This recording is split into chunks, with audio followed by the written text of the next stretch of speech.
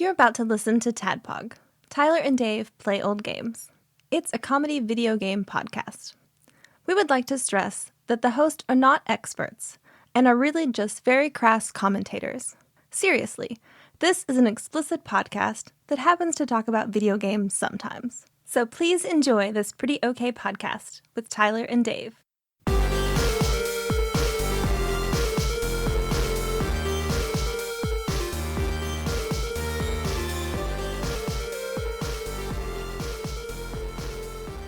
Hello, Internet, and welcome to another, almost 700, upwards of another's. Can't stop us. TADPOG can't. Until we get to 999, and then 1,000 breaks a lot of stuff. So, Yeah, it does. let's Episode titles and things of that let's nature. rebrand the show at 1,000. Well, and that's when we'll add you to the Season 2, Episode 1. Ooh, yeah. Should only take another, 4 years, 5 Yeah. years? We should be there. Yeah. That's okay. something like that. Man, the podcast seasons are always funny to me because it's like especially when it's the same content, same format. Like, I mean, when we change the format of the show, like, then I feel like that, when we started doing the, what movie is that? That'll be season 2. That could have been season 2, but we've surpassed that. Yeah. We weren't thinking about the looming 1,000. Yep. It's going to be bad. It's going to be like Y2K. Or all over Y1K. again. Yeah. Yeah. Or E1K. It's going to be rough, man. Well, Tyler and Dave and Ian play old games. I'm your bearded host, Tyler. We edged for Indiana Jones last week. We did. Yeah, he's a cruel mistress. Cruel mistress. Yeah, he's like, now put this in your butt. Okay, Indy. I have no choice. Fine. You did name me after the dog, after all. But now we'll actually talk about The Adventures of Indiana Jones, which covers the original trilogy. I'm still going to talk about the movies, too. I figured that'd be Yeah, the bulk of what we same. talked Yeah. about. Yeah, okay. But before we get to all that, what have you guys been up to?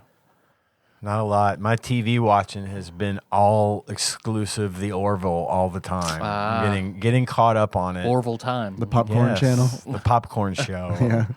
They just show Popcorns and bow ties. That's all you get. It's just spinning bow ties and corn popping. That's it. Sounds like a lot of gifts I sent. But all that would be day a long. like a hipster restaurant around here. Popcorn plus bow tie.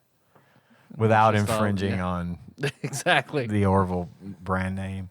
No, I need to look up and see what the ship, why they named it the Orville. I mean, I know, like in the canon of the show. Oh, Orville. You're watching the Orville. I Yes. thought you were watching Goreville. No, The Orville. SimCity Al Gore show. I What should I finished name that. it? It's Yes. bulls stabbing people for 2 hours brutally. Goreville.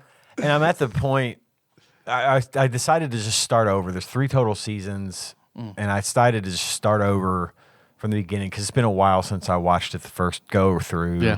And now I'm into the newest season. So I've been watching that on my free time. And I'm not going to say it anymore because I'm kind of tired of trying to get people to watch The Orville, but it is an amazing show. Seth Rogen is really funny. And this show is super, it's a great, it sort of starts off, it feels a lot like a takeaway from Star Trek The Next Generation. I mean, obviously it follows that format a lot. And there's a lot of elements, even plots that clearly pull from episodes of Next Gen. I've seen reviews that the Orville is more Star Trek than all the current Star It is Treks. absolutely true that, This is, that is the case. And what? Stupid question. No. Is Seth Rogen in the show? Did I say Rogan? Yes. I meant McFarlane. Okay, Excuse me. Because I was about to say. I do that all the time. Yeah. Excuse me. No offense to Seth Rogen. No, sure. Or Seth Green. Or Seth Green or Or Seth Meyers. Seth Myers. This is Seth Seth, MacFarlane. the Egyptian god. Yeah. Seth, the third son of Adam and Eve. Yeah. Seth MacFarlane, the creator of Family Guy and American Dad and all those good, great shows, does this one. And it's just it starts off as this like really super, very high budget love letter to Star Trek: The Next Generation. And I say The Next Generation specifically because it's set up the same. It's on this starship. They even have guest stars from Next Gen on the show. But it turns into its own thing. It's its own really great sort of overarching plot, and then little things, the episode of the week, type of problem of the week type of things. But it's interspersed with this, and it's very serious. It touches on a lot of really poignant and current topics.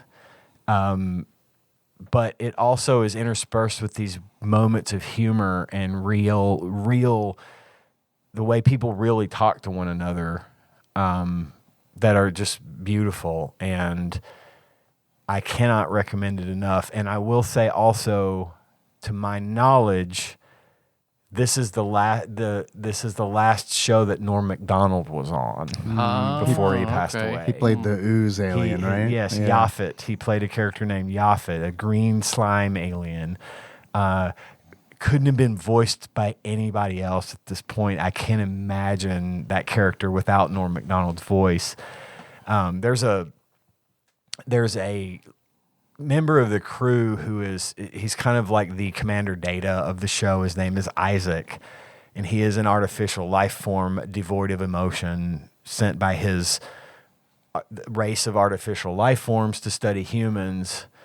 And at one point, one of the characters falls in love with him, and he didn't know what to do. He didn't know how to interact. He's very dry. They'll walk into his lab or something and say, "Hey, sorry to am I interrupting?" And he'll say, "Yes." Yeah. But anyway, during the course of this relationship, at one point he goes into their version of the holodeck, not the holodeck, but the holodeck. What do they call it on the Orville? Simulator. Yeah, but Danger room. He does like a human hologram over his body, because he doesn't look like Data. He looks like a fucking robot. And the reason I bring that up is because they have this sort of restaurant bar kind of thing that they'll simulate in this room from time to time. The crew will come hang out. And at one point, Norm Macdonald's character Yaphet makes himself look like himself. So Norm Macdonald was actually in the show, not just doing a voice. He was in there doing it. It was really neat to see him. And they dedicated the most current season 3, they dedicated to him, because I think he passed away while that season was shooting or shortly after. Yeah. So anyway, I've talked about this before, I know, and I'm not going to keep harping on it, but I do think that if you've got the chance, give the Orville a shot, because I find it to be refreshing. And it's, again, I mentioned this last week, it's the first show that's made me laugh out loud in a long time. Like legitimately laugh. How is this compared to Lower Decks? Lower Decks is great, and it's got a lot of really funny moments, and it's in the Star Trek universe, so they make a lot of fan references to stuff, and it's great. But this one, to me, the Orville is just a better show. I love Lower Decks, and I'm watching it now as well. It's still on, it's still coming out week to week, so I'm caught up on it, except for maybe 1 or 2 episodes. But it's a great show, and it's really nice to see Paramount and the Star Trek not taking itself too seriously for a change, and that's absolutely worth the watch, especially if you're a Star Trek fan. But to me, the Orville is just starting to come in. It's really starting to come into its own, and I hope to God they keep making it, because it's one of my favorite shows, maybe ever. Yeah. So, and I know Paul said something about it on Discord not long ago. Definitely give it a shot. That's my recommendation of the week. Wiz and Sage says check it out. 4 stars. What have you been up to, Dave? I went to Nashville for Paul Korn. Speaking of Paul, I went to Nashville for his birthday. I wanted to go to that. I could not go, and it was fun. Not being able to go. It was fun. Good. Yeah, NICU came up, which was nice. And then we We ate at like this deep dish pizza place in Nashville. I think it's called 312 Pizza. Man, when I travel, like, and this has been recently because I travel for work, like it's kind of fun. It's more fun now for me to like find a restaurant and eat somewhere different. I've always liked to do it, but for whatever reason now is like I think it's really because when I go on a work trip, I only have like maybe a few hours each day to do something, and it's like I have to eat, so I might as well make that an enjoyable part. Make that a nice thing. But I mean, this was nice because I haven't had a deep dish pizza. I haven't had pizza in a long time, so this was like especially nice. And they had some nice like pretzel and beer cheese. Like a big fan of that. They had some good draft beer. They had I like brown ales, and they had a brown ale that was good. And then we went to Game Galaxy, which I'd been to before. I want to go there. Game Galaxy rules, man. I think you'd fucking dig it the most because they've got a lot of pinball tables. Yeah. Well, that's why Paul's in our lives, right? Because of him finding our card at Game Galaxy. Because of the Game Galaxy card that we left there, or the card we left at Game Galaxy. Yeah. Nice. And Nikki and I played a bunch of Sega arcade shooters, like LA Guns. Nice. And we played House of the Dead, of course, because anytime there's a House of the Dead, I have to play House of the Dead. I'm to the point where I'm not like, I wouldn't go so far as to say that I'm great at House of the Dead, but it's like, I can fuck with House of the Dead. Like I think I spent like 3 credits, you know, nice. So it's like one of those. Nikki was my bullet sponge, so. And then Daytona USA, we played a bunch of that too, and yeah, it was fun. It was a lot of fun. And then we went after that we went to Prince's. Finally, oh man, finally I got to go to Prince's, and it fucking ruled. Better than Hattie B's. You know, Nikki asked me the same thing, and it's like I haven't had Hattie B's in a very long time. Yeah, imagine like what we like a marriage 5, ago for Tyler. Yeah. And it's like, so I don't. Which today is my 6-year anniversary, so that tells you how old it is. It's a happy anniversary. Yeah. I was even talking to Nikki. I was like, why were we in Nashville when I had Hattie B's? And she was like, Tyler's bachelor party? I was like, maybe, but that seems like way long ago. We were in Nashville for something together, like a group. It wasn't just you and me. Yeah, no, it was Taryn was with us. And that's the only thing I think of is your bachelor party. And that was a long ass time ago. Yeah, that was 2008. So maybe so if that's what I had Hattie B's. My point is I've had a Hattie B's so long ago. I have no, like, because Nikki was hard asking. to compare. Yeah, she was like, is this better than Hattie B's? And I was like, maybe. I don't know. I remember Hattie B's, like the seasoning being less saucy. Like I remember the seasoning being dry, you know? Yeah. It's just red chicken. That's what I not thought. like sausage, just red chicken. That's what I thought, but I don't, is that how you remember it That's too? how I remember it too. Like Okay. the sauce was minimal. Yeah, okay. The red was on our faces. Right. They breed it that way. It comes out of the egg spicy. Yeah, that's right. they have two of the hottest chickens in the world. They just They just fuck constantly. And then hot chicken. It's like have- breeding chocobos. They're two Yes. red chickens. Right. And the farmers have to turn the eggs with tongs. Make sure it's evenly distributed onto the chicken inside That's right. the egg. Yeah. Make sure they have to bathe it in cloaca slime to get maximum spice. But yeah, it was hot. It wasn't like I didn't have the reaction to it that I did the Hattie B's hottest chicken.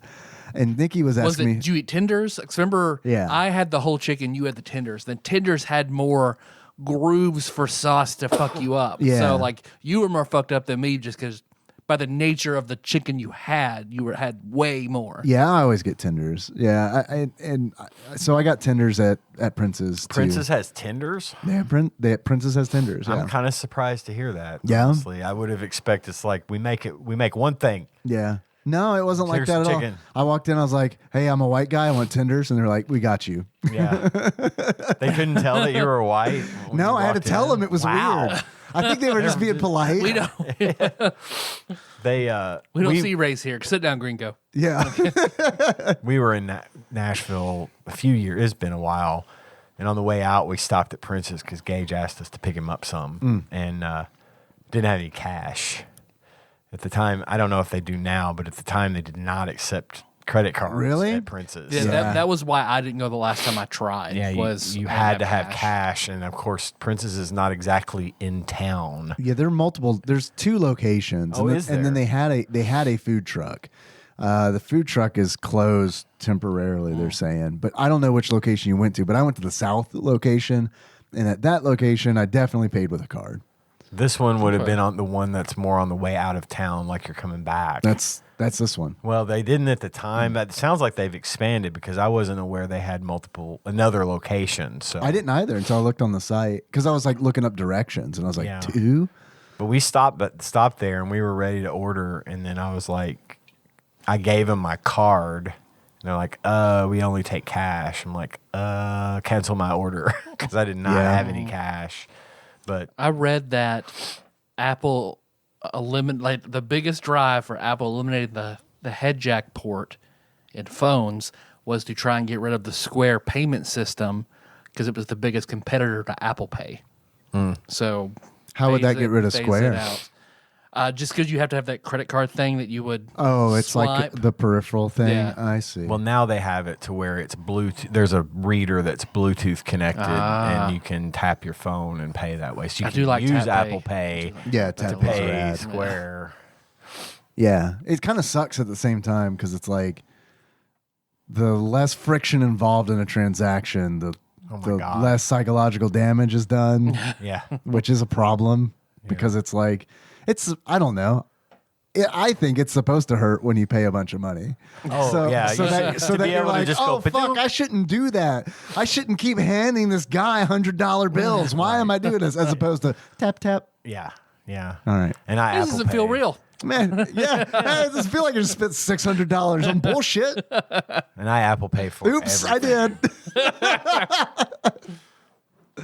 I But- use it everywhere if I can. Apple Pay rules, man. Yeah, more gas stations need that fucking tap shit. Oh, I mean, Lord. good Lord. The 5 stars Yeah. have the tap on the pump. Yeah. Not the It's one like by beep, your beep. Dave's house. It doesn't because I was coasted in barely on empty. Didn't have my card because I gave it to Melissa. So I was like, oh, got my phone. I'm good. And they don't have tap pay. Wonderful.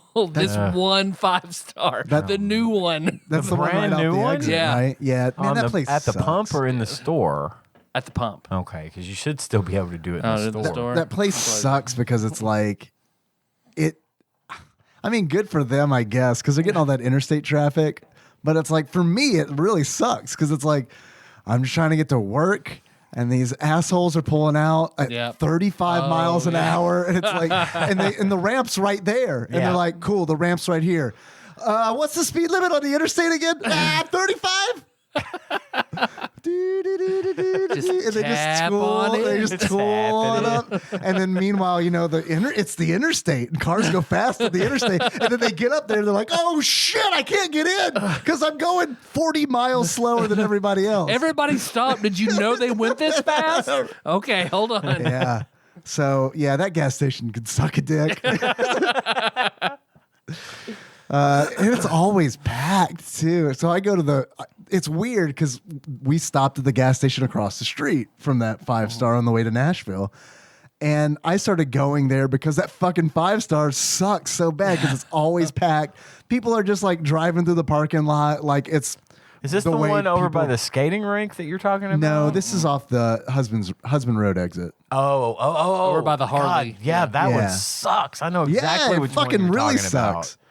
But like, there's this like BP or whatever across the street from it. Which Dude, looks like a complete shithole, but yeah. now it's just like people are in that gas station because I was like, when we were heading out to Nashville, I told Nikki, I was like, man, everybody's like, all of the locals are now going to this.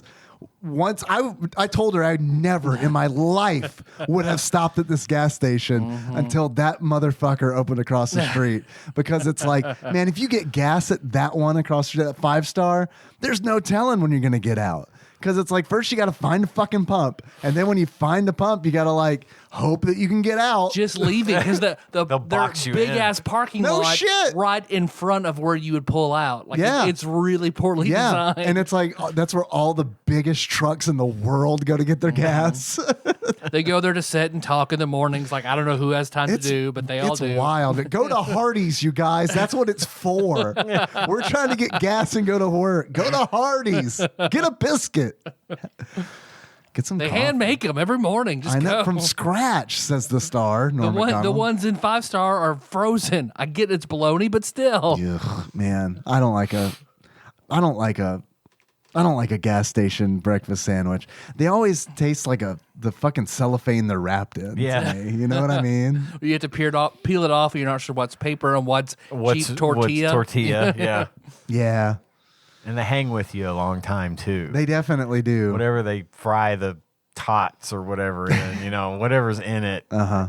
The Same eggs oil they're taste giving like you in the pump. It's yeah, fine. the It's all eggs out taste there. like yesterday's chicken fried steak or something, and Yeah. you can still They're taste it powdered. after dinner. Sometimes dead is better. Yeah. But yeah, Prince's, it was good. It's hard to compare to Hattie B's because I had Hattie B's so long ago, but I handled it fine. I do like really commend the staff because like I placed the order and I was like, I want the XXX hot. And she's like, are you sure? I said, yep. She said, okay. Like there wasn't I'm fucking, gonna argue. there wasn't a waiver. Can I ask you why you asked me that? Are you required to ask people that, or Right. Yeah. There wasn't a waiver. It didn't come out with sparklers or anything. Mo didn't come out with it on his head? It was just like, guy says he wants a 3X hot. 3X hot. Honestly, I'm surprised that Prince's they didn't say no refunds instead of are you sure we don't give refunds here. You know that, right? Yeah. Okay. That's what I always say at the restaurants is I'm not gonna send it back. I'm not going to send it back. Yeah. Yeah, I promise. I promise I'm not going to send it back. I'll order another dish before I send it back, and I'm not going to do that either. I'll take the hot one home and eat it like 3 bites at a time for 4 days. Until it's gone. Right. Yeah. Man, I got full at Prince's because like the tenders were big, and it's like I got to the point where I'd eaten 3 of them, and I got fries too. Saturday fucking ruled because it was an absolute cheat day. Like, I mean, it was like not logging a goddamn thing. Gluttonous Had heaven. breakfast, had a fucking breakfast burrito, had deep dish pizza and fucking pretzel with beer cheese, and then fucking Prince's with big thing of fries. Long way to say it. I was left with one tender. And man, I got home and was like, I'm eating you for lunch tomorrow. And fried up real good or I say fried up, but air fried up real good. Yeah. Convectioned up real good, you know? Yeah, man, high recommend. But also like, I feel like I've eaten a lot more spicy stuff since Hattie B's. So I'm curious. It's like, I have to go back to Hattie B's and try their hottest chicken. And Shut the cluck up. yeah, and just see, right? I don't know. But it was good. So thanks, Paul, for the invite. It was a lot of fun, and happy birthday. And hope we get to do it again. Yeah, and hopefully next time I can come along. I was invited, and I would have loved to have gone. We just had previously made plans. I was invited like a month ago, and then I forgot, like I do. And then Dave came at me with, hey, are you going to Paul's next Saturday? I'm like, oh, fuck, I forgot to make plans. So I had planned on going. So I told Melissa, like, I haven't been able to go like the last 3 times he's asked. I want to go here. And then it was like, oh, hey, your work's having a job fair. You have to work it. Okay.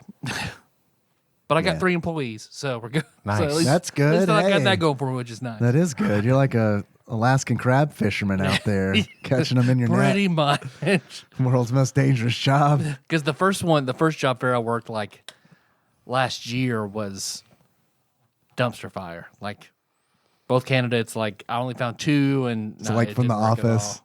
all. Pretty much. I love that episode. I love the job fair episode. Just a blank piece of paper. But this time, like I had interview after interview after interview, and then I actually got to decide. Like, I've got 3 spots open. Who are the 3 best people? Okay, nice. That is good. So that's awesome. Hopefully they'll work out, and you I can think so. Yeah. be staffed up for a while. Staffed up. Staffed you up. Other than that, like today, like I said, was my 6th anniversary. So I worked like a half day, and Melissa and I went and got Thai food, and I've also watched more movies in a short period of time than I have ever in my life. So Did you do 6 hours of movies today? I did 3 hours day before yesterday, and then I watched Raiders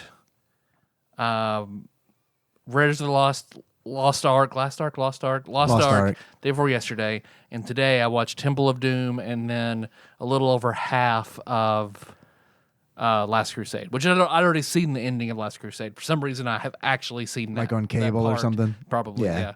So I remember that one playing on cable a bunch. yeah, I'm so glad that you watched them. yep. We'll get into, I guess, what you thought about it maybe in the next segment. Yep. But I watched those today too. Yeah. Had them on in the background at work. I've You've obviously seen seen them times, so many times. I did not get to Last Crusade, but I did get through Raiders and Temple of Doom today. Yeah. So those are fresh on my mind. Nice. I watched them all last week, except for Temple of Doom, which I watched this week. So I'm ready to go. Yeah. I fell asleep a bunch of times.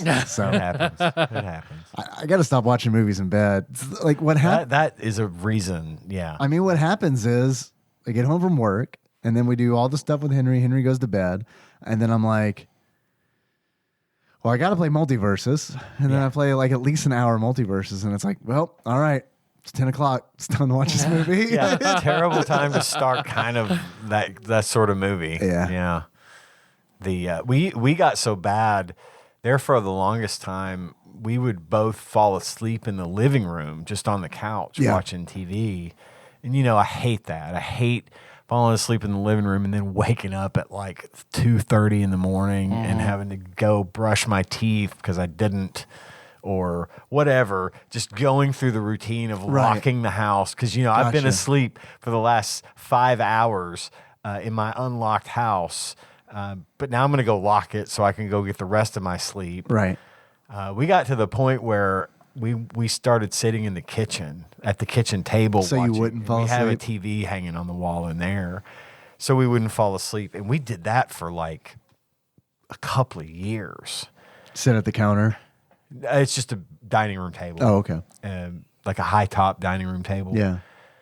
But what we sat in there for a few years, and it was fine. We didn't ever have a problem with that or whatever. And then I got to thinking, wait a minute, hold on. Our good TV is in the living room, along with our very expensive couch.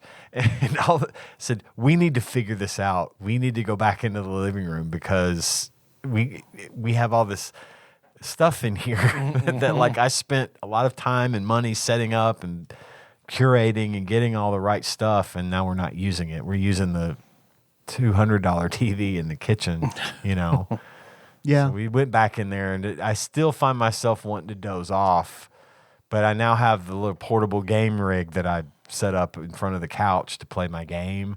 So that's always like in front of me at night. And if I start to get sleepy, I'll just play video games while we're watching whatever. You talking about the TV, having the TV in the kitchen versus TV in the living room reminded me that when we got our new TV in the living room, I loved it. I thought it was great, but I was more excited about the old TV going into our bedroom. Yeah. And this is why I fall asleep now watching movies, is because it's like, man, I just want to watch them. I want to watch movies in bed and fall asleep. That's all I want. That's all I want in life right now is watch movies in bed and fall asleep. It's like being at the cinema, only I have a bed and I'm naked. Yeah. Yeah. Eating a sandwich and Eating a falling asleep. with half of it on my shirt. I'm naked, remember? Oh, on my chest. Yes. That's great. Yeah, I have TVs everywhere now. Because we'll upgrade. I upgraded for no reason. We thought we needed to, and it turned out I was an idiot and had something hooked up wrong. Uh-oh. So I took the TV we had. It's like bonus TV. It is. Score. Yeah. I took the TV we had, which is arguably a better TV. I keep saying that, and she keeps saying it. But the one we got to replace it was bigger. It's only like 5 inches bigger, but something about a 70-inch TV versus a 65-inch TV. Size queen is what you're telling me. It is. Mm-hmm. But it's it was noticeably bigger. And so now we're accustomed, like, whatever. So I took the 65-inch and hung it in my office. And I think I mentioned that before because it's just a wall that has mostly covered by a TV. And it's awesome. I have to turn my Explains head. why you're so tan. Yeah, exactly. I have to turn my head almost 180 degrees to not see that screen in there. Is that where you watched Indiana Jones? Is there? It is. Yeah. Nice. So I had, the big, it was like sitting in the movie theater. I bet. It is. Yeah. And I'd say it's probably, from where I sit, it's probably 8 feet away. So it's, That's insane, man. That's big essentially boy. VR. It is. I know. If it were a curved TV, right. it would be VR. Yeah. That's wild, dude. I love it. But it's like strangely, it works. Sure. And plus, on the off chance that I happen to be in there playing video games, that's what I play on. And oh boy, Multiversus looks like crazy on a giant television. I couldn't do it. I used to not be able to play on a big TV. I like having the smaller screen in front of me. Yeah. But I can play that one on that TV. I do better I do better on a smaller screen. But yeah, man, I got a Backbone controller. Do you know what this is? Yeah, I think so. It's like a controller that essentially goes on either side of your phone. Oh, yeah. So it makes your phone kind of look like a Switch a little bit. Okay, yeah. And I have seen those. I got it because I was using an 8BitDo controller with my phone with this little like clamp, thing. But it's all like it never really felt balanced because I always had to I felt like I was. If you were gonna, I get what you're saying. I had to just always support the weight of it. Yeah, You know what I mean? yeah. Like I 'Cause constantly it's had to be like offset at the tensed top and it leans forward. I or love that whatever, controller, but I mean, it was like, I want to do something different. And I played Multiverses on it because of, Xbox Cloud streaming. Oh, I haven't tried that. How does that work? It works a lot better, I hear, on a non-iPhone, but it worked okay. I was actually playing it on the PS, the PlayStation cloud service. So it was great because it was like super. I could see everything on the screen. Right. And it was like, oh, wow, I can actually pay attention to what is happening to my teammate right now. Yeah. And when I play on like a TV, man, I fucking never, I'm zoned in on like me and what I'm doing. You have to like move your eyes to actually see what's happening over there. Which sounds like I am the same way. Yeah, Multiversus isn't that bad, but if I'm playing like a first-person shooter or something, it has to be on a small screen. The one I have, that portable monitor I have, is like 13 inches, I think. It's about a little bigger than the size of this MacBook screen. And it's perfect. Yeah. Like, because I can put it right about this distance and see everything. And it's nice and sharp, and I don't have to worry about that. I know exactly what you're saying because having it on the big screen can be confusing. Multiverse is not so much for me, but like anything else, I can't do it on the big screen. So, but yeah, we got screens everywhere. I got a screen in almost every room in my house now, except the bathroom, which it doesn't make sense. You Why take not? your phone in there. You have my phone. You have a screen in there. I do have my phone. We actually have a TV, a flat screen, fairly modern smart TV. It's like 43-inch television sitting in my attic right now that's not being used because we don't have any place to put it. Because put that in the bathroom. Well, I thought about it. No, man, that's not gonna fuck the happening. TV up. It's not going to happen. My wife would not allow that to happen. She thinks Ceiling we have in the too shower, many- so you just Oh, I do that with my phone. I have a ledge that I put my phone on. there you go. There you go. I also fuck with my phone in the shower. I just for sure. put on like whatever show I'm watching and set it on. It's a window Yeah. in my shower. Yeah. And I just set it on that ledge and watch while I bathe. I just wake up too late. So it's Yeah. like I'll like as I'm doing everything in the bathroom, I'm looking at my phone and then Well, you guys want to take a break, then hit some Indiana Jones? Yeah. Yes, I have multiple notes. I'm ready. I'm ready for the show today. I Ready told to Dave bust that earlier Indiana I'm load. excited. Yeah, I'm going to bust that Indiana load all over this podcast. Give us your short round. Ace. Nice.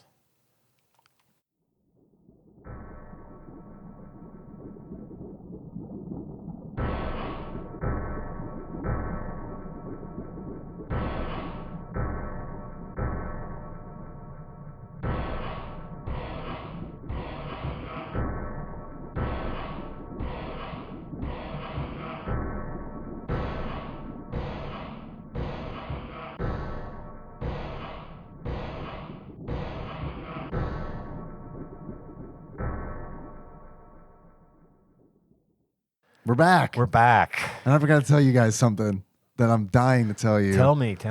On the way back up from Nashville, Nikki and I stopped to get gas in I don't know where it was. No idea. Just an exit off the interstate, One of those where it's like, need gas station. Okay. Yeah. Like nothing else, just weird gas just station. weird gas. Although they had competing Shell gas stations because it's like when we pulled off, there was like, okay, there's a Shell here, and then we could see one down the road. Probably owned by the same company. Probably. Honestly. Like 5 Star does, where they have 3 locations within a half mile. of Right. Yeah, another, totally. Yeah, it's wild because it didn't seem like, I mean, Paducah's not huge or anything, but whatever this place was definitely much smaller, Right. But we stopped to get gas and, I, pumped the gas and then went in, and it's cheat day. So it's like, fuck yeah, get some sweet tarts. And I tried some C4 energy drink. Okay. Is that an energy drink, C4? I feel like I've seen that. I never heard of it before, but Nikki pointed out, she's like, they have Skittles flavored energy drink. And I was like, Yoink. getting that. No, actually, I was like, oh, is it? I bet it's not zero sugar. There's no way it's zero sugar because I still have a problem drinking calories on cheat day. Yeah. it's just like, Because it's silly. it's so dumb. Yeah. It's so dumb. I'd rather eat those calories than drink it. And so I was like, fuck, it's candy flavored. I'm sure it's got sugar in it. Nope, sure didn't. So I got it. Scoodles. Scoodles, that's Zero. right. Choose the I for no for zero. So I'm like, shit, I gotta use the bathroom bad. I gotta use the bathroom bad. So I walked to the bathroom and I opened the door. The floor wet. So I was like, ooh, I really have to go to the bathroom. And I looked down. My laces I got one lace that's dragging the floor. So I'm like, okay, tighten that up. All right, well, go in. So my laces are Got tight. my handy plastic bags out of my pocket to Right. put on my feet. Because I don't know what this fucking liquid is. Yep. I just figure it hasn't been cleaned in a while, and people are fucking animals, and they pee, and it overflows the urinal, and then you got pee floor, like at the fucking Hucks that I was talking about a few episodes back, where Henry really had to go, and it's like, dude, damn, all right, hurry, can you stand on your tiptoes? Superman it. Yeah. Yeah. So I go in, I pee. I'm like, all right, I'll wash my hands and then leave. And then, do all the candy shopping and energy drink shopping. And then we're paying for it. And out of the blue, the woman at the counter is like, someone shit in the floor in our bathroom. I mean, it was just like that. It was just like she needed to tell somebody that happened. Okay. So And- it was freshly mopped. then. Yes. Okay. And she's like, I was in there with bleach, just mopping the floor. And I was like, oh, that's why it was wet. I said, it doesn't make me feel a lot better about it. But yeah. But man, she was like, I could just tell. She was just like, she had to tell somebody. No one that. comes in here. You guys are the first one. Right. And Guess she's what? like, You get to yeah, know. Right, exactly. Guess what little mystery you get solved? Right. So anyway, that's someone shit on the floor in the Shell station in this town. I can't remember. That's the story. But Is that Shell station called Swifties by any chance? Man, I just loved God. It was so hard to not just fucking bust out laughing because it was just straight up, just like, I gotta tell somebody about this shit I just had to do. And then we actually traded stories about when I worked at Office Depot. I know I've told this on this show before. We had the mad shitter who'd come in and fucking blow the bathroom up with shit and smear it and just. I had that in DC once. Man, and it's just eventually we ID'd the guy, and it was if you see this guy come in the store, make him leave. He cannot be in the store because he's gonna shit all over the bathroom. And most of us working there are college students, and it's the manager's like, I need you to clean this up, and we're like, No. no, I'm sorry, but no. Job description. Yeah. Nope. No, Nope. sorry, it's not in there. I hate to break this to you, but I think you're going to clean that up. Or hire a specialist, but we're not doing it. Not doing Hire it. a crime scene cleanup place. Yeah, man. Ugh. So yeah, that definitely lit a fire under their ass to be like, he's not allowed in the store anymore. And then I told her the mad shitter story, and then she told me about another story, a similar story where she worked at like another gas station where like she said there was this like customer she'd see all the time, and then one day he just fucking shit everywhere in the bathroom and like intentionally like painted the walls and like under the fucking put it under shit like the toilet tank and stuff like that, and like the toilet paper roll. And it's just like, first of all, how do you get that much shit? That's a lot. That is a lot. You've been holding it a long time. Yeah. Second of all, who do you think you are? Did he just stop coming then after that? Did she say? Here, this is my magnum opus. Yeah. Farewell. It's like announcing to the world, to Facebook, that you're leaving Facebook. And you just say all the and nobody gives a fuck. Only in this case, someone gave a fuck, I'm sure. Yeah. That's like Reddit, man. When people leave Reddit, there's like a subreddit. I can't imagine announcing that I'm leaving God. Reddit. Well, it's like if they'll announce that they're leaving a subreddit, and it's just like, oh my God. And then they air all this dirty laundry that's just like, yeah, and I posted this thing, and then they told me to take it down. I didn't. Bye. And it's like, Well, I remember seeing that on that Facebook group, like Nintendo fans over 30, and someone made a big post about like he was leaving, the group was toxic, we were just a whole bunch of titty babies, and then hot. and everybody was like, did you call everybody titty babies? He'll never know. This is over 30, not over 60. I don't what are you I don't understand the need to like, make an exit like that. Yep. I mean, it's just like, Yeah, you're exiting, you're not going to see, like, if you're going to do something, if you're going to cause a stink, at least stick around. Right. You see the result. It's like, I when I got off Facebook, I just did.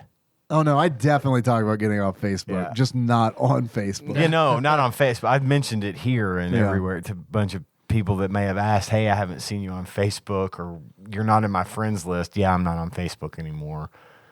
But I didn't like make a big, guys, I'm sorry, but...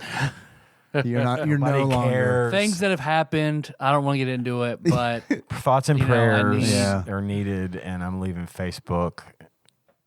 No, I'm not doing that. Anyway, Anyway, I'd like to talk about No, Indiana that's awesome. Jones. I just wanted to share that I walked on a floor that was once had a bunch of shit on it. That's all. not freshly bleached. So Freshly bleached. Freshly bleached. I think she That's fibbed something. about that. That would smell. bleach. You would, know. yeah, that's true. You would have known. You would like, have known. oh, it's bleached in here. Yeah. I think that was a little. I got fib. non-scented bleach. Yeah. Water. Yeah. So what you're saying is, you I got walked the in hose. shit. You just hose real good and then walk back. You hosed it off until it dissolved down the drain in the middle, and that's where you pretty much stop, I right? shook up a couple Sprite Zeros, opened them up in there. Lemon lime like cleans, Yeah, right? that's Okay. right. It kind of smells like Dawn, right? Sort of. It's got lemon. That means it's a cleanser. I saw him watch the baby ducks in Sprite Zero. I saw that on the news. Took the oil right off All right. and the poop. All right. Clean the cloaca. Cloaca cleaner. Cloaca. That's right, man. It's a judicial It system. sounded like you're speaking French. All right. The Adventures of Indiana Jones. Indiana Jones' Jones' greatest Great adventures. Okay.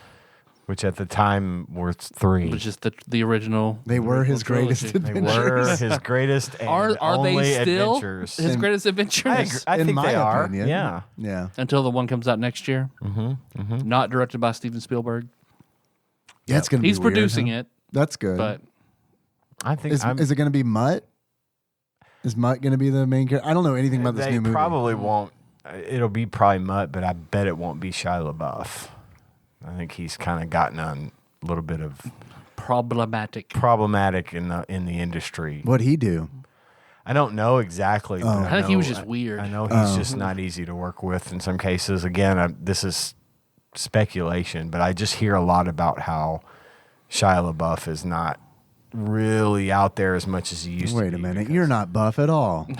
In fact, you're not pretty even- shy. Get out.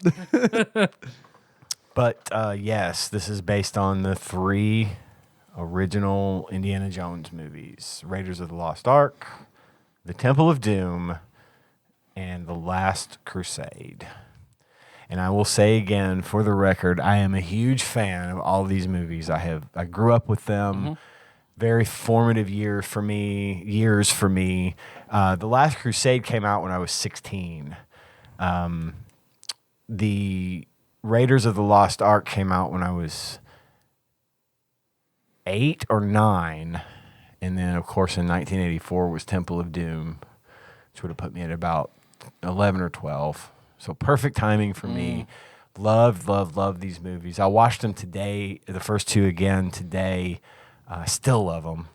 Can quote them. Why don't we have digitally enhanced version of these? I'm surprised that we don't, actually. But I also kind of like the graininess of them. It adds to it. Yeah. No, I'm glad. Yeah. I'm glad that we don't have like some kind of like high-res 8K remastered version. Yeah, I don't want Three Stooges droids and fucking, my Indiana Jones movies, you know what I mean? Exactly. Or like some kind of like prolonged musical scene. They're fine the way that they are. Exactly. There's something about those movies that lend itself to that grainy film quality that is sort of just a byproduct of the film. It was those movies were shot on film. And I'm going to say also, spoiler alert, I actually liked the game. And I think I liked it because I love Indiana Jones. No, just kidding. I love Indiana Jones, and I didn't love the game because I don't know that I'm ever going to love any of these games, but I liked this game. That's the beauty of this show. Is you have to find the things that you love and cherish them. Yeah. But I did like It's a this life game. lesson. Yeah, it really is. I thought for all of its shortcomings, it had a lot of charm, and it was as true as it could be to the movies. And the fact that they crammed all 3 movies into one game was kind of impressive, in my opinion. Yeah. Even though it was a little bit repetitive here and there, we'll get into all that. Sure. But for me, I dug it. I thought it was really cool. Well, on the last episode, I hadn't rewatched Temple of Doom yet, and I was like, yeah, I know Temple of Doom is like the weakest of the movies and all that, but I like it. It is? And man, I rewatched it. I fucking love Temple of Doom. I feel like it was the strongest. I watched it today and said out loud to myself at one point, I was like, God, I love this movie. Here's the thing about it. I think that movie is the best paced out of all of them. It is. And like that one went by real fast, and it's like that's a fun one. It really, really is. It gets weird though, because like the ending feels totally just like it's time to end the movie. All right, and the elephant sprays the water, and all the children run out and touch them, and all of a sudden Indiana Jones is not like this belongs in a museum. He's Fortune and Glory, and it's like what? So that like all of that, like the Fortune and Glory stuff, it's like it's always just like, did they just like forget? Like, was it not cemented yet who the character was? Because I mean, they lean hard into that in The Last Crusade, where it's like you see him as a kid, and even like as a kid, he's like, this belongs in a museum, you know? I think what Temple of Doom did was put Indiana Jones into whatever his situation was, where, I mean, I want the money. I like the money. I like this potential here. But throughout the course of the movie, at first I think he doesn't take what happens as seriously because, he dealt with the Ark. And in The Last Crusade, he deals with the Holy Grail. Again, I think I mentioned this last week. These were based in Christianity, right? This movie is not based. The things that happen but they are work not that angle. Christian-based. But they work that angle though, because what's his name? Ram, the bad guy in Yeah. Molan Ram, is that Mola Ram. Mola Ram. He's all. I mean, it's essentially like he wants his God to take over the world, and Yes. it's even mentioned where it's like He the says, Christian God will be no he more. He says we're gonna run the British out of India, then we're gonna take over the Muslims, and then we're gonna make Christianity fall by the wayside. Yeah, he goes and there is definitely a motive there, but I'm talking from a strictly Indiana Jones's perspective. Yeah. at first I don't think he truly takes seriously what the people of the village are telling him, that these stones have power. This is a religious artifact. Even though he just saw the shit come out of the Ark of the Covenant.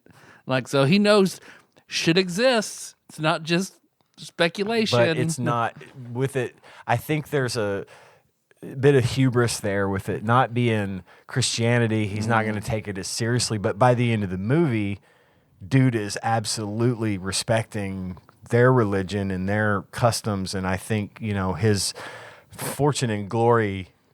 When he invokes the name of Shiva and activates her power. Yeah. I mean, which is also another like that. Look, it was convenient. Dude, it was a MacGuffin. I love the movie. I do love the movie, but like as far as stuff like that goes, like convenience thing, like things happening conveniently, that one does it the most. But I still think it's the most fun. I really do. I think Temple of Doom is the most fun of It's the funniest and most fun, and of course, you've got. I think. Short Round is amazing. I love Short Round. Such a great little character and so funny. And his timing, even at that age, was just impeccable. Indiana Jones is great because like they know how to do Indiana Jones where it's like, oh, he should never be alone. He should always have someone to play off of. Always. Yes. Always he does. And it's great. Always whether it's Marion or whether it's Short Round or Willie or his father. It's always great because like they're writing the dialogue and like the character to like just constantly be playing off of like supporting characters. Well, and I thought doesn't Harrison Ford just kind of need that in general? You need the smart ass can't be by himself. I think he needs someone to be a smart ass too. I think in that kind of role, absolutely. I think his personality, I think, really comes through in his acting, and I think that is a benefit because he just naturally, for me, and I know that generally, Tyler, you're not a huge fan of the man, but for me, his natural just personality fits so well into most of the roles he takes, and I think in this one, especially in Temple of Doom,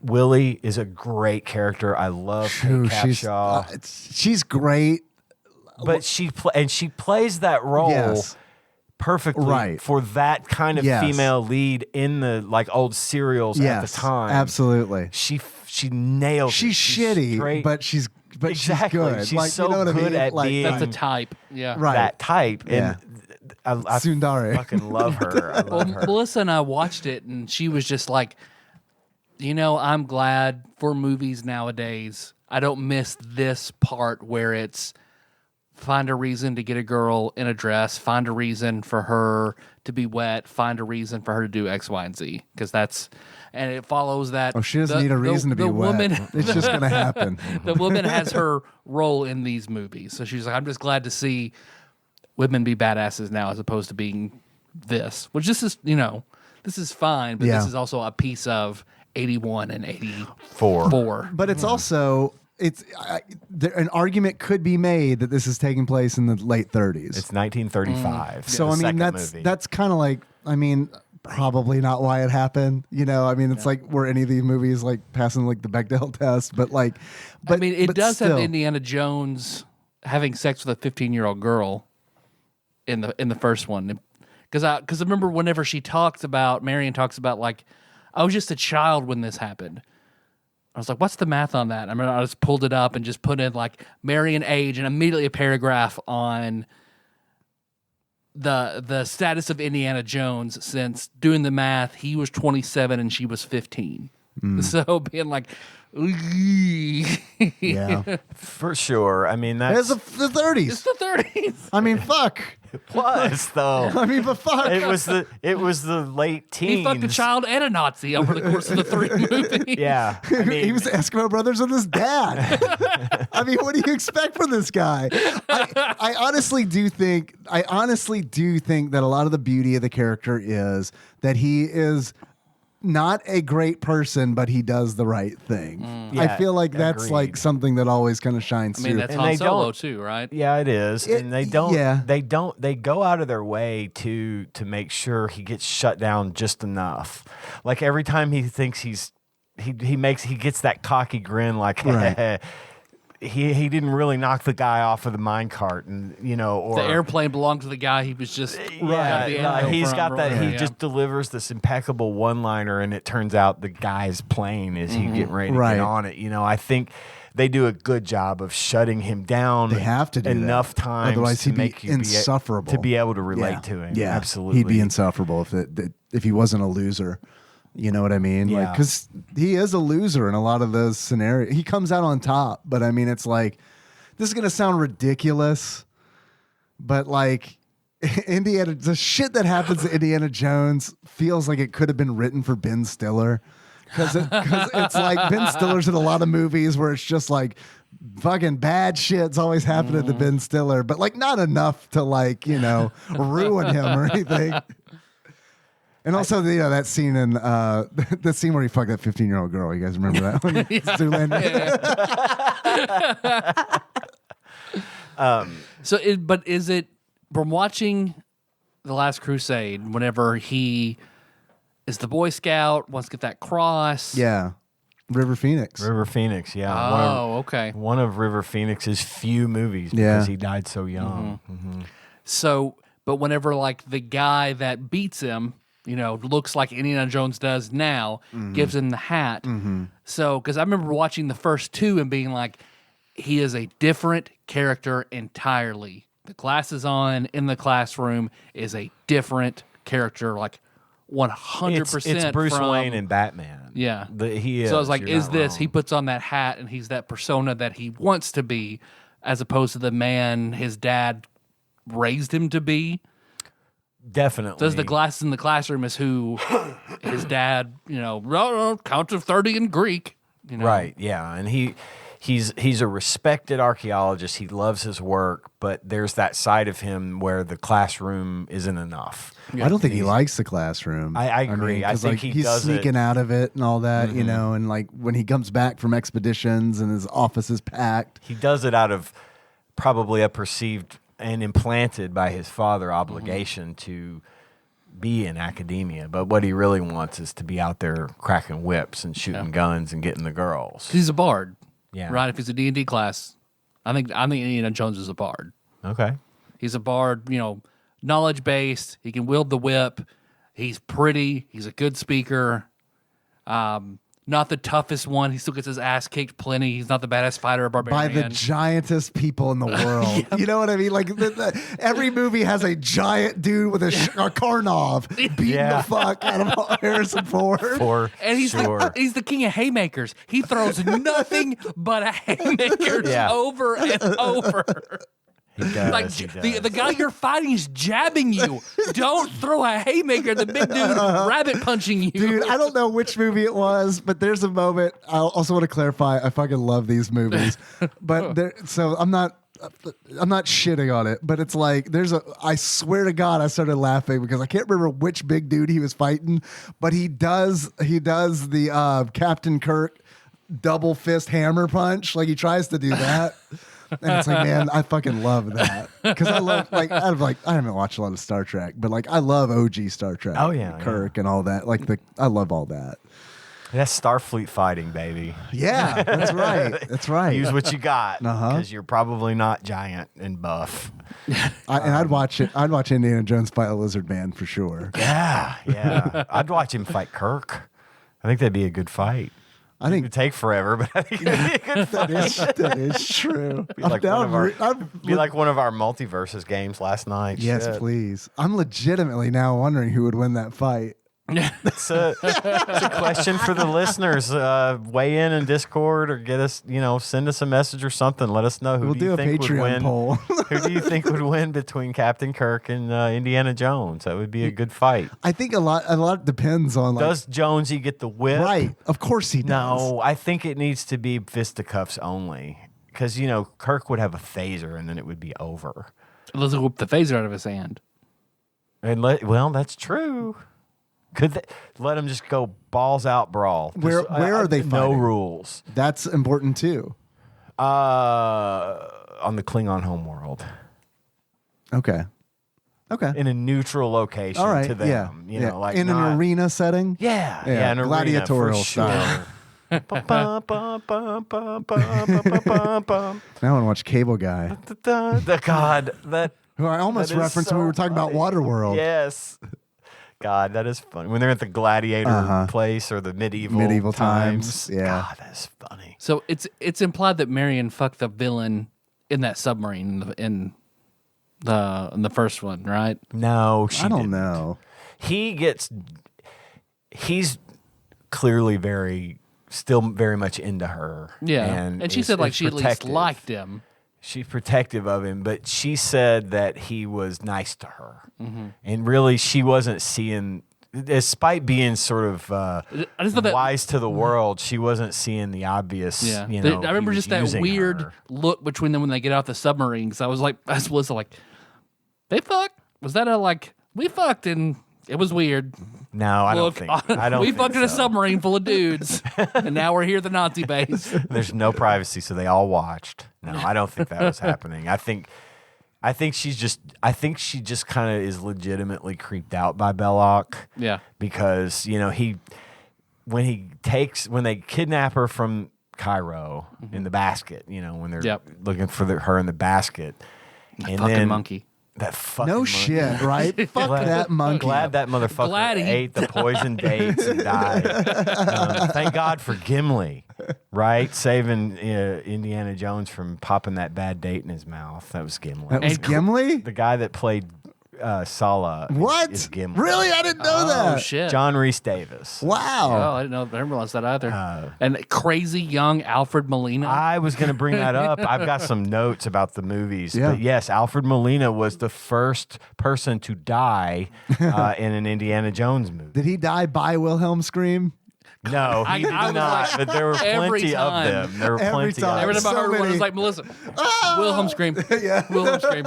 He did not. He got speared to the head. We didn't know he had died until Indy got out from behind the. He betrays Right. Indiana Jones and tries to leave him to die with the rock coming at him, and he steps on a trap and gets an arrow to the face gruesomely. These movies are all so up his fucking. midline. violent. I know they are. We talked about this last week, and It was had- that scene in the beginning Just it was him right out of the where gate. it's like, nah, I don't want to show this to Henry. Yeah. because Well, he's I not gonna like it. I mean, he didn't like the Goonies, and that like no one has yeah. spikes to their face in the Yeah. Goonies. Well, I remembered watching Temple of Doom. I remembered why. Yes, my parents didn't watch movies. I hardly ever saw movies, but there's a reason I did not seek this out, and I remembered it watching Temple of Doom. So my aunt and uncle who Too lived much brown face. too much, they live in Reland. They used to have one of those like old-fashioned giant steel satellite dishes. Oh, Like, yeah. Whenever like I could like see it moving and shit. They have all these like Galaxy S25 channels and Right. like shit like Right, yeah. an iPad back then of a remote 1970s controller. and Yeah. 80s Yeah. satellite TV. Yeah. I remember finding Temple of Doom on it, and the scene that I saw turned me off from the series. I Was was it the eating? The monkey, monkey brains. Yeah. That was so fucking gross to me as a kid. I was like, nope. It was the Beatles. Nope. That was gross for me. Same scene, but different animal. So I mentioned last week that I felt like Temple of Doom was designed to be more for the family, right? I mean, it was just more of a But you got a kid in there. there's a kid and he's rescuing children, and you know the whole mood of this one is very light and upbeat and go and action. And I think they put that in there for the gross out effect. Oh, yeah, for the kids, for like ew, because I remember. I don't know if it was for the kids. Well, I Not like maybe your age kids, but like because I remember So if I was 11 Yeah. when that came out, and so I was 3. for me, you're right, maybe not like Not born. not for toddlers. But for my age, I was just, it was like, oh, gross. I thought that was neat. I get that. I just wasn't gross there out when I stuff. saw it. Yeah, And I didn't see it when I was 3, but I remember seeing it probably when I was, like 7 or something like Yeah. that. Yeah. But yeah, that grossed me out too. We talked about. I remember talking Just about that seeing on it the school lift bus. the top of the skull Yeah. off. The sound it makes when he Yeah. pulls the skull off. I get that. I could see how that would Because I feel like you. I landed on the satellite with them carrying the monkeys out. like, Yeah. nope, I don't like these movies. What did you think of them? I mean, you watched all of Generally, them now. how do you feel? What do you think? I understand why back then they were so popular. Yeah. I get it. Still watching it from a modern eye is still like, oh, okay. But overall, like, I didn't have a problem watching them. Yeah. I thought the last I Crusade didn't. was I wasn't really like, good. I definitely production wise and acting, and although parts of Last Crusade reminded me of like Gilmore Girls, because the banter between the characters was just bam, bam, bam, bam, one after like intelligent thing after intelligent thing with no pauses in between, just Yeah. one after the other. Well, and speaking of pauses in between, that movie didn't come out until 1989, I think. I think it was I think it might have even been later than that. It was 80 something. Was I it- want to was it say it still was 80s? 89. It was 89. You're right. And actually, I have it in my notes here. I was 16. But I think that if you think about the difference, there was a 3-year difference between the first two movies. Mm-hmm. But there was a 5-year difference between those. And I think you you're getting. can tell. Yeah, it's you a can definitely completely tell. different type of movie. Because like the But it still feels like an Indiana Jones movie. It's just, I want to say a more evolved Indiana Jones Yeah. movie, a little bit more, I don't know, some of the mature. sets, even in like Raiders of the Lost Ark, which I like, but I mean, feels quaint. You Temple know? of Doom looks like the ride. Yeah, Like, yeah. exactly. But Last Crusade, yeah, for sure. It feels like it's stepped up, and it's like, you know, even like and I feel like the action's really good in that too. I think I never watched The Last Crusade as a kid, and I think the reason why is because even though it was on cable a lot, I would catch bits and pieces. It never really hooked me because what I like about Indiana Jones is the temple stuff. I like the Laura Croft Tomb Raider. That for shit. sure. I like that more than fighting the Nazis, because that felt to me as a kid, because I don't know better, it felt to me like, oh, it's a war movie. Right. And war movies are a thing that was like, well, that's typically boring, so I don't want to watch that. So like when I'm flipping and I'm like, Indiana Jones is like in the war or something, you know, and I keep flipping. But I mean, but as an adult watching, it's like, man, there's a lot of good action. Why is he on a boat fighting Shriners? I don't. Yeah, right. Yeah, I like it when they ride on the little Little fucking thing, tiny yeah. motorcycles and cars. What? But I did remember, I understood the reference, and I appreciate it on two different, a reference to my life, and I appreciate it as a storytelling device. I liked how Marion is introduced taking all those shots. Yeah. You know, drinking someone 3 times their size under the table. So it sets up, you know, future scenes for her, you know, with the villain. Right. They give her that. You get an impression of what her character's like. Yep. Right off it doesn't take much, and you're right. That is an excellent storytelling device because you immediately know not to underestimate her. Yeah. And that's an excellent. And I like that. Just like how there's a line setting up that Indiana Jones doesn't like snakes. It's not just like he opens. Right. Because I can see it would have been very easy to open up the tomb. Oh, God, I hate snakes. It's snakes. Right. But at least they. There's set it foreshadowing, up. and there's that I appreciate that. actual character work. But I remember I was a freshman in college, and Josh's parents, who like I never knew them to leave or take a vacation or anything by themselves, but they did. So Josh invited people over to his parents' house to have a party while they were out of town. So our friend that I refer to as Alistair on the show, he comes over, and I don't know if he procured it or Josh's brother had it. We still couldn't buy anything, but they had a bottle of tequila. And Alistair was like, oh man, you know what's going to be good? We're going to have an Indiana Jones style shot contest. It's going to be great. Josh, me and you. And he's okay, whatever. So like all the people at Josh's dining room table, they set up across from each other, and he's like, get us like 10 shot glasses, like, or even more. This is going to be epic, Josh. We're going to knock them back just like the movie. Josh is okay, sure, whatever. Tequila goes down, pour them each a shot. Josh goes first. Josh takes it back, grimaces. Okay. Alistair goes to do it, takes a little sip, immediately spits it out, coughs, like, nope. Everybody very disappointed, very upset. He built it up and went nuts with it and then couldn't even take a single Yeah, one. he didn't and was done. understand what really went down. Oh, I don't think he'd ever had a shot of tequila before. Right, but like right. Indiana Jones, they were doing like 8 of them. I had a couple of notes about the movie that, first of all, one of my favorite parts, especially in the first movie in Raiders of the Lost Ark, is how when he gets into a fist fight and he lands a punch, it sounds like a gunshot. Yeah. Like, I love the sound mixing in these movies, how it's so over the top, but the punching sounds just always made me happy.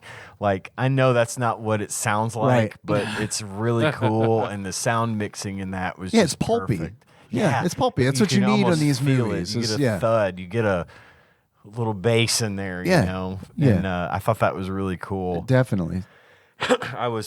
I started having crushes on women when I was very young.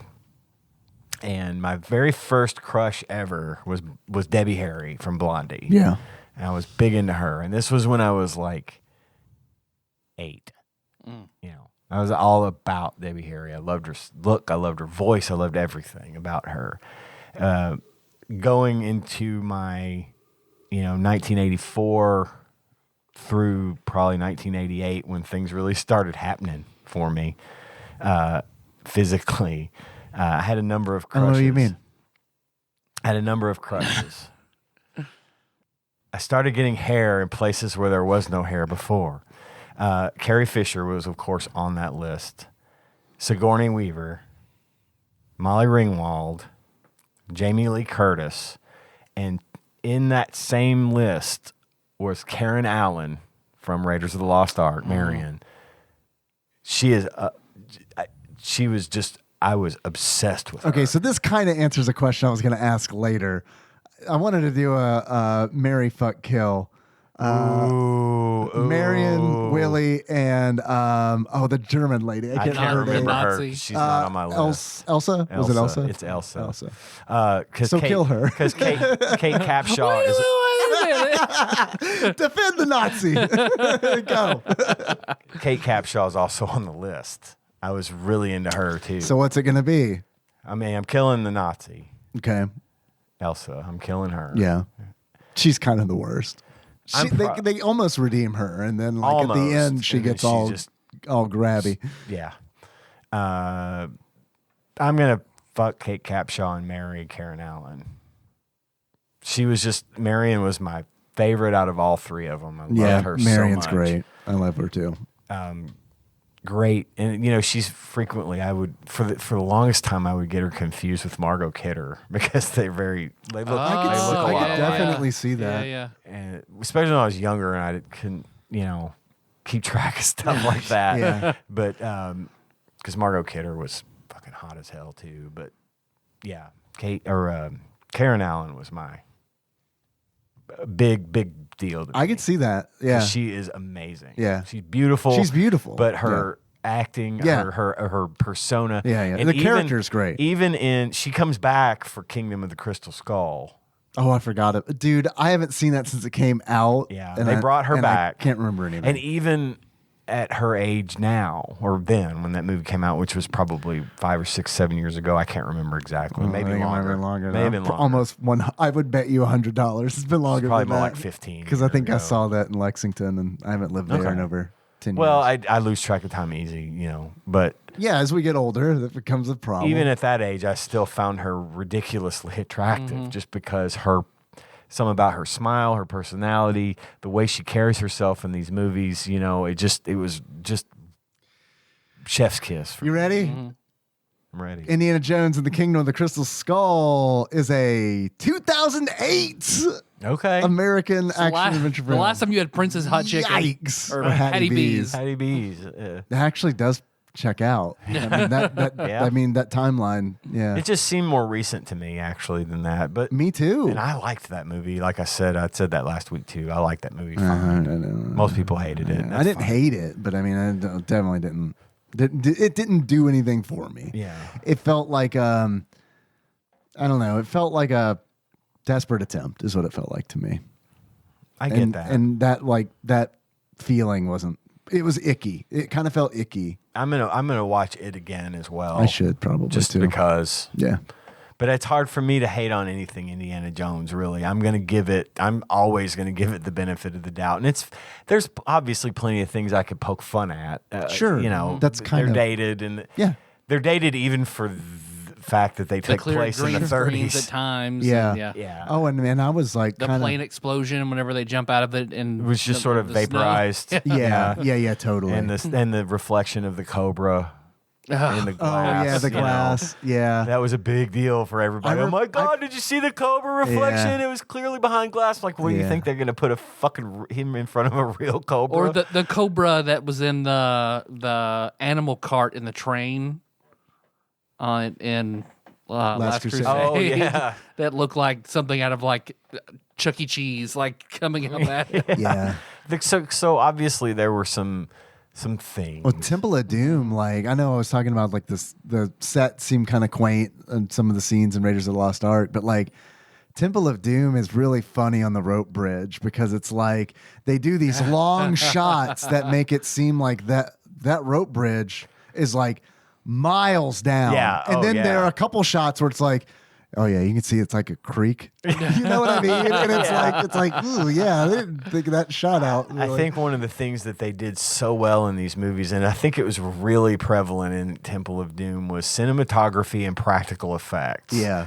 You know what they're doing. You can see that it's fake. Yeah. Like when she's trying to unlock when they're being crushed in the room and she's trying to reach her hand in through the bugs and you see the bugs crawling up under her hair from behind. The centipede that crawls like into her skull because it's... But you can tell that that's clearly not her. Right. But it's okay. It's only fine. only on screen for a couple seconds, and it gets the job done. It's fine. And I love really that. Is. I love that they do that shit. And I think that them doing it, like taking the inspiration from old serials, absolutely, like really gives them license to kind of get away with some of that stuff too. And it's like, and I think that's brilliant. I really do. I think it's brilliant where it's like, well, let's take this like pulpy kind of like nonsense, and like make like fun movies out of it. And I think there's a lot of intentional.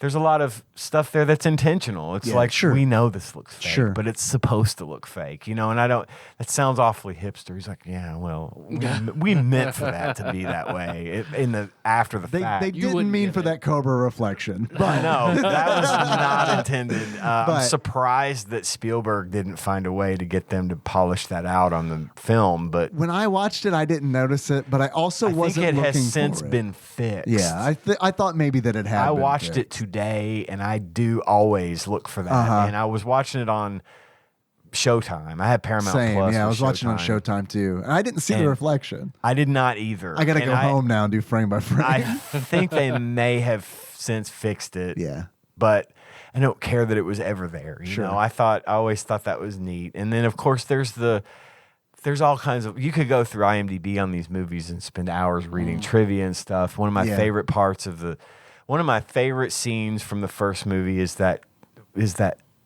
the classic scene where they're in Cairo and the guy comes at him and swinging the sword all around, and he just pulls out his gun and shoots him.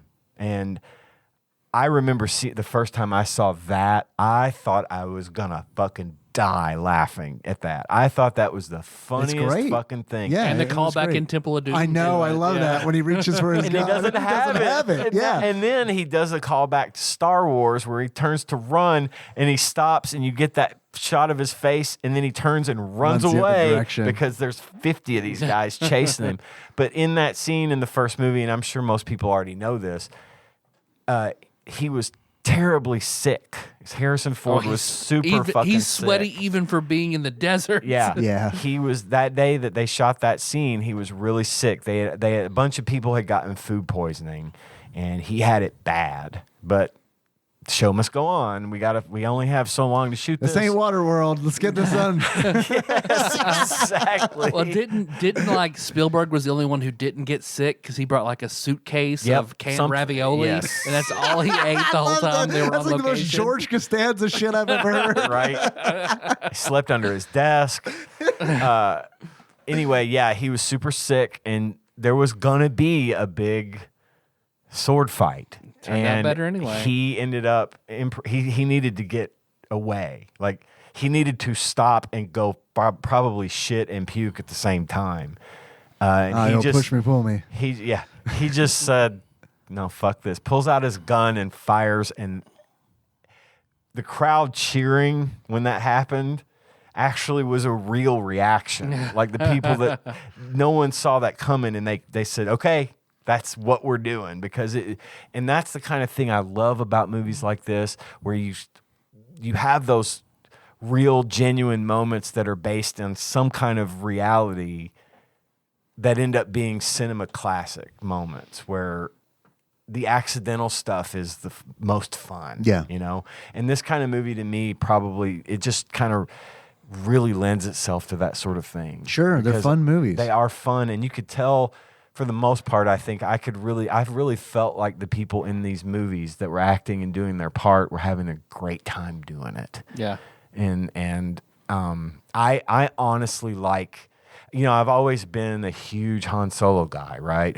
When I ask me who's your favorite Star Wars character, it's Han Solo. It's Han Solo. I like Indiana Jones better than Han Solo. I think it's easier to like Indiana Jones more It's because relatable to. yeah, it's grounded in reality. Also, Harrison Ford is like a much better actor in like The Last Crusade than he is in any of the Star Wars movies, in my opinion. Like, I mean, Oh yeah, for sure. especially in A New Hope, where he's just a carpenter. He You know was what a I mean? dude that they Or- just said, yeah. "Hey, we want you for this." He seems Yeah. happy. In the only Star Wars, the original that I've seen, that first one, I came in expecting sour Harrison Ford that I was used to, and it was like, oh, he seems happy to be He's here. having fun. And he's like, this is a different Harrison Ford that I've ever seen before. I get that, and that's why I think I find him so charming, and why I could never really dislike him, because I've known of him since his debut. You know, he's always been kind of a part of my life, because movies and Star Wars and Indiana Jones and all of his stuff has really just been so important to me, and I really hold him up as a role model. I don't know if role model is a good phrase to use, but I don't know what else. I put him up on a pedestal because I've always just sort of looked up to the guy. And I know that he's probably an asshole. I don't know. And I'll never meet him. I know that he's an asshole. And I can get like thinking you're just going to be a carpenter, and suddenly now you're a celebrity who can never ever get left alone, and you're Right. fucking tired of it. I get that part. Sure. But I've just always idolized the guy, and I that's why I just can't get enough. I would watch all three of those movies again today. Yeah, I like I him. just love them so much. No, It's a big deal to me. I think the movies are great. I've never had a problem with Harrison Ford. I mean, I kind of stopped watching his movies after He did a lot of really good, like, I liked his work he was in the Jack Ryan stuff, like Patriot Games and Hunt for Red October. Well, no, he wasn't in Hunt for Red October. That was Alec Baldwin playing the same guy. Right. There's been a lot of Jack Ryans. I think Ben Affleck was a Jack Ryan. at Yeah, one and it was point. funny because Matt Damon was born. Yeah, that's right. But he was great in those movies, and then he was in a movie called Regarding Henry, which was really good. And then I've just really enjoyed his work as a whole. He, to me, kind of like Tom Hanks, where it's just very few things of his that I don't like. You know, Harrison Ford's right up there with it for me too.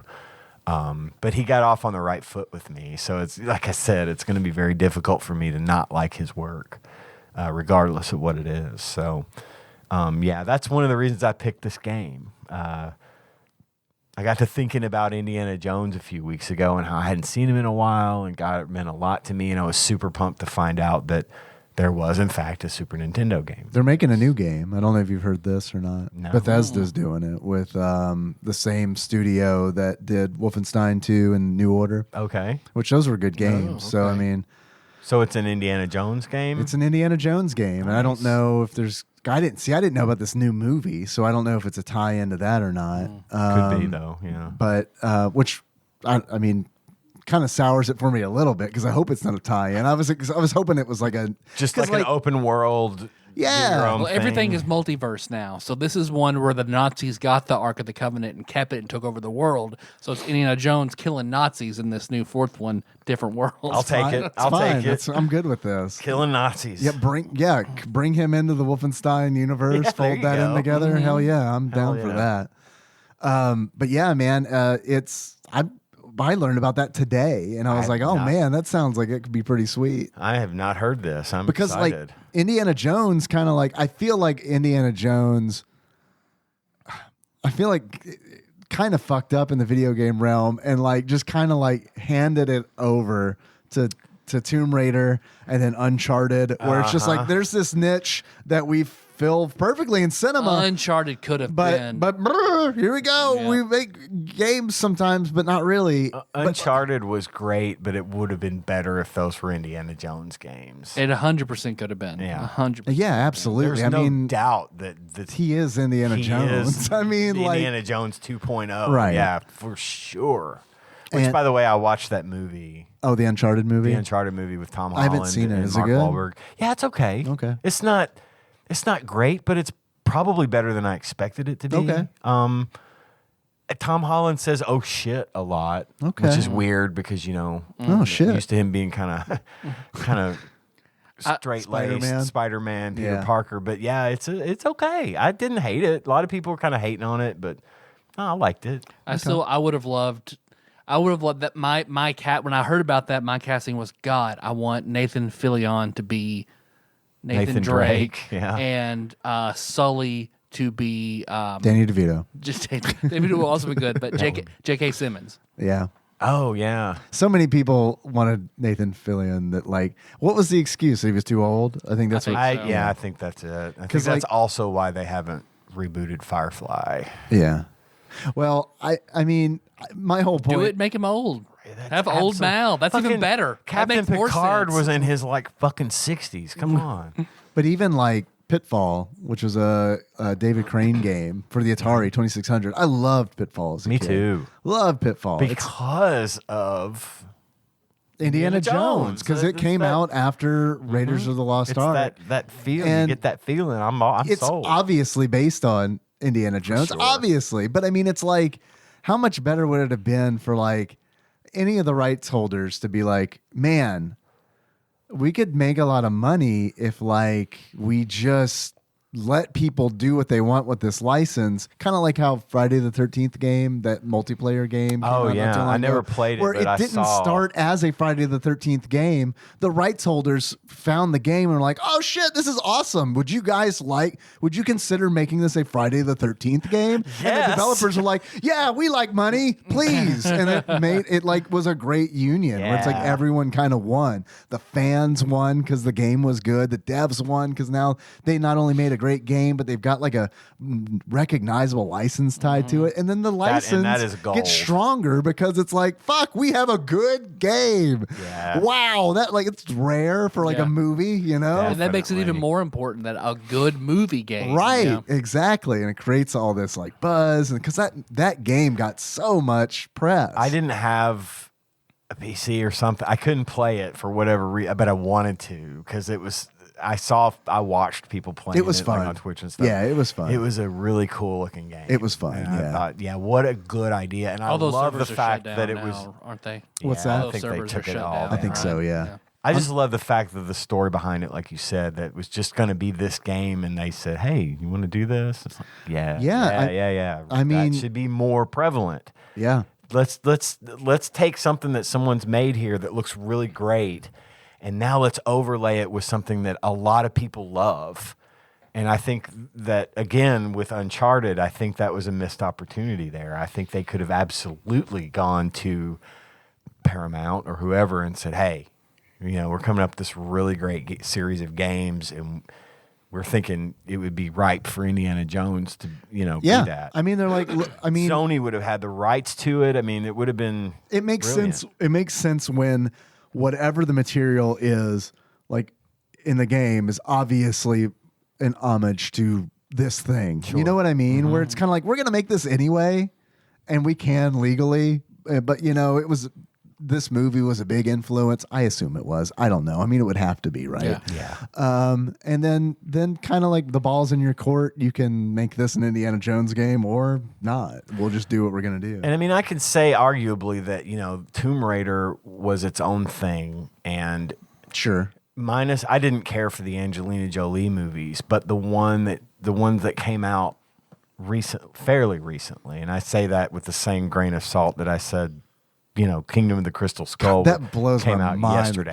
that Kingdom of the Crystal Skull is that old. But the new Lara Croft movies are really actually good, and the newer Tomb Raider games. I've heard they're great. good. I own 3 of them. I think I've played all of Do too, them. and I got them on Steam for like $2 Yeah. or something. I played and beat all of them. They're actually really good games. I know. That's what I It's hear.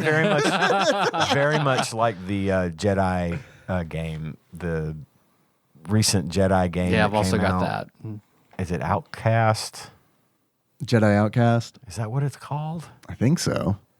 The most Jedi recent, Outcast, hey ya. Yeah. Yeah, Bombs over Baghdad. that was. Bombs over Tatooine. I want to say that game might have been built on the same engine as the new Tomb Raider games because they're very similar. Speaking of games built on the same engine, did you know that Indiana Jones' Greatest Adventures for the Super Nintendo was developed with the same engine as the Super Star Wars games? I'm I not wondered surprised to that hear because they that. played and looked like, Yeah, very similar. absolutely. Totally get that. And let's get into the game Yeah. a little bit. Picking up since on what we're I'm laying here. down, huh? Yeah. All right. I like it. This is an action platformer for the Super Nintendo. It came out in 1994, which was 5 years after The Last Crusade. Yep. Seems like a bit of a wait. Same amount of time between Temple of Doom and Raiders. Yeah. Or and Last Crusade. I mean. yeah. It was developed by Factor 5, which is a name you've probably heard yeah, of if you Factor played 5's still around. any Star Wars games, because they did Rogue Squadron. Yeah. They're Where are kind they of- now? Factor 5. I think they were bought. I'm not positive. They're probably acquired by EA if I had to guess. I feel like that'd probably be a safe guess, Yeah. but I don't know for sure. They also developed the Turrican games. You may know them from that as well.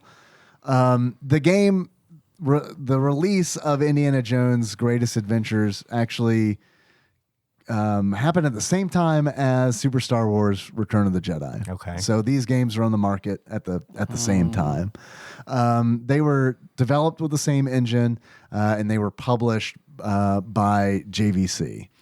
So Boombox. JVC, yeah, the Kaboom box, yes. Every time I hear JVC, that's immediately, the Kaboom Box from every From Nickelodeon game show. show. Yeah. The story in the game is told through cutscenes, and I think in a lot of the same vein. It definitely, you can definitely tell that like this is okay. They made a Super Star Wars game, but Indiana Jones. Yeah, and I thought from the perspective of someone who loves the Indiana Jones franchise, I was surprised that they crammed all 3 of these movies into one game as opposed to putting them out as 3 separate titles, because I feel like each movie could stand alone as a full game. Yeah, I think they're probably what they were worried about was, do we want to release Raiders of the Lost Ark game 14 years after later. Raiders Yes, of the Lost Ark? Absolutely. If they had done it in tandem with the Star Wars games for the Super NES, I think they could have hit gold there by having, A New Hope and Raiders of the Lost Ark, and then Empire and Temple of Doom, and then Jedi and Last Crusade.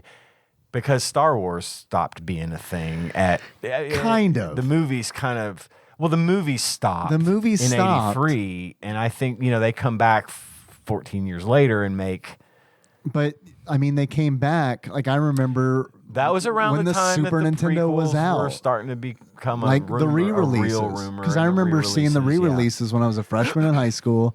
Would have been '96, which is like a year after Super Return of the Jedi came out. So I mean, I feel like there's a lot more connective tissue with Star Wars than there is. I mean, That makes the sense, expanded yeah. universe. I mean, like Star Wars. Yeah, Indiana Jones definitely didn't get the sort of expanded universe, as you say, as Star Wars did. Obviously, it was sort of it's in its own little microcosm that people love, but didn't get expanded on as much. So my point, I think you're right. I think that if they would have released like, hey, we're releasing Super Star Wars and Super Raiders of the Lost Ark at the same time, yeah, and build on the success of Star Wars. We're looking at people who know that these are both Lucasfilm movies, Right. and these are. Which I mean, everyone who's a fan. You knew this. You knew this. And you're going to, generally speaking, at least especially from my generation, the two go hand in hand. Mm-hmm. Star Wars and Raiders, and the Indiana Jones and the Star Wars franchise, despite being literally universes apart from in their genre, Have a lot of the same people. have a lot of the same people and a lot of the same style, and then Their of course trilogies. there's Harrison Ford, and there's trilogy, Which was a big deal at the time. It was. I mean, then it was like 3 movies. yeah, it was a The huge Godfather, deal. that's it. Yeah. And given that the Last Crusade was obviously the last of all of those, if we're talking about, it came late, and I think for good reason. But I do think that a little cross promotion there. Yeah, we're going to do these 3 games because I do believe that because of the limitations of the cartridge, putting all 3 movies in, you had to cut so many corners. Oh yeah, because it's not the same quality of like the Super Star Wars and games. you leave out so much stuff because you've only got limited amount of space to work with. I felt like, I don't know, man. I felt like in a lot of the Super Star Wars games, they had a bunch of padding. Because, like, I remember where it's like, oh, the cantina is its own level. Yeah. And it's super long, and there's Right. fucking droids I've never seen before. And it's like, you're just trying to pad, you're trying to make this game worth the money. And by doing so, you're just like, I don't know, man, just make some stuff up. And Am put I it in. fighting 4 palette swapped Kayati Mundis? Oh, okay, all Right. right. So the cannon on top of this one thing is a okay, sure. Well, and I think the opposite. I think there was still padding in Indiana Jones' Greatest Adventures, where I don't think there needed to be padding. Are you talking about how absolutely long Cairo is? Cairo's ridiculous. The fact man. that there's like a snow level. But that makes I get it. That didn't no, need to after get, the raft. Look, yeah. I've got some notes about this, but I think they kind of fall into the good things, bad things category. So let's start the list so we can get to these things. Okay, well, 'cause 'cause the art is just Indiana Jones. the box art. Yeah. yeah, and I don't So think you know, could've- okay, I see who this is. Here are my expectations. Yeah, it's straight up marketing 101. Put Harrison Ford's picture on the front There- of it, and everyone in the hat, and everyone knows what it is. This is how you do it, Ocean, who made Waterworld. Look at the Right. box art for this game that has not 3 jet skis in Not the just an distance. ocean. right. That look kind of like pirate ships in the distance. Right. Yeah, no, you're right. They looked at a movie poster and was like, oh, okay, Let's yeah. just make that We'll the do box. We good with this? We're good with this. So obviously this is going to be a cinematic side-scrolling platformer. And I guess then we know what movie it compares to. But if we were to make it a Corey Feldman movie, Well, I do have movies, okay. but it's just Uncharted, Tomb Raider, and National Treasure. Obviously that all of them are based on. I was going to go that. Star Wars. I mean, again, I said it. They're hand in hand. Yeah, to they me. really are. They really are. I do have a Corey Feldman entry this week. I do as well. I imagine probably all the same. I don't know. All right. My Corey Feldman entry is Goonies 2. Oh, the NES game? No, Oh. this was never made. Oh, yeah. But Corey Feldman and Sean Astin had been recently, by recently I mean post 2015 or around that time, Post Kingdom of the Crystal Skull. pitching. Because there is a new one coming out, I thought. Well, that's been the pitch. Oh, okay. They've been talking about trying to do Goonies 2, the adult squad or whatever, you know. Yeah, don't do it. Since 2015, and the pitch was they wanted it to be a very Indiana Jones style movie. Yeah. And in this case, they went to Richard Donner, the director of Goonies, with their ideas, and he was like, "These are awesome ideas. we will never get the budget we need to make this happen the right way. So it was pretty much shot down, at least at that point. So Corey Feldman was gunning hard for Goonies 2. That's my Corey Feldman movie for this week. Man, I love the Goonies. Me too. I never want the Goonies 2 to happen. Me neither. Never. I'm good with it just like it is. I'm cool with those Unless actors. the video game. If they do the story With of the Goonies mermaid? 2, yes. Yeah, you got to have the mermaid in it. Go to different weird rooms and levels and a mermaid. I'd watch a lot of content with all those same actors doing something as long as it's like separated from the Goonies. Yeah. I also don't think it would like resonate. No, Goonies is huge still. Like Yeah. it's still a big draw right now.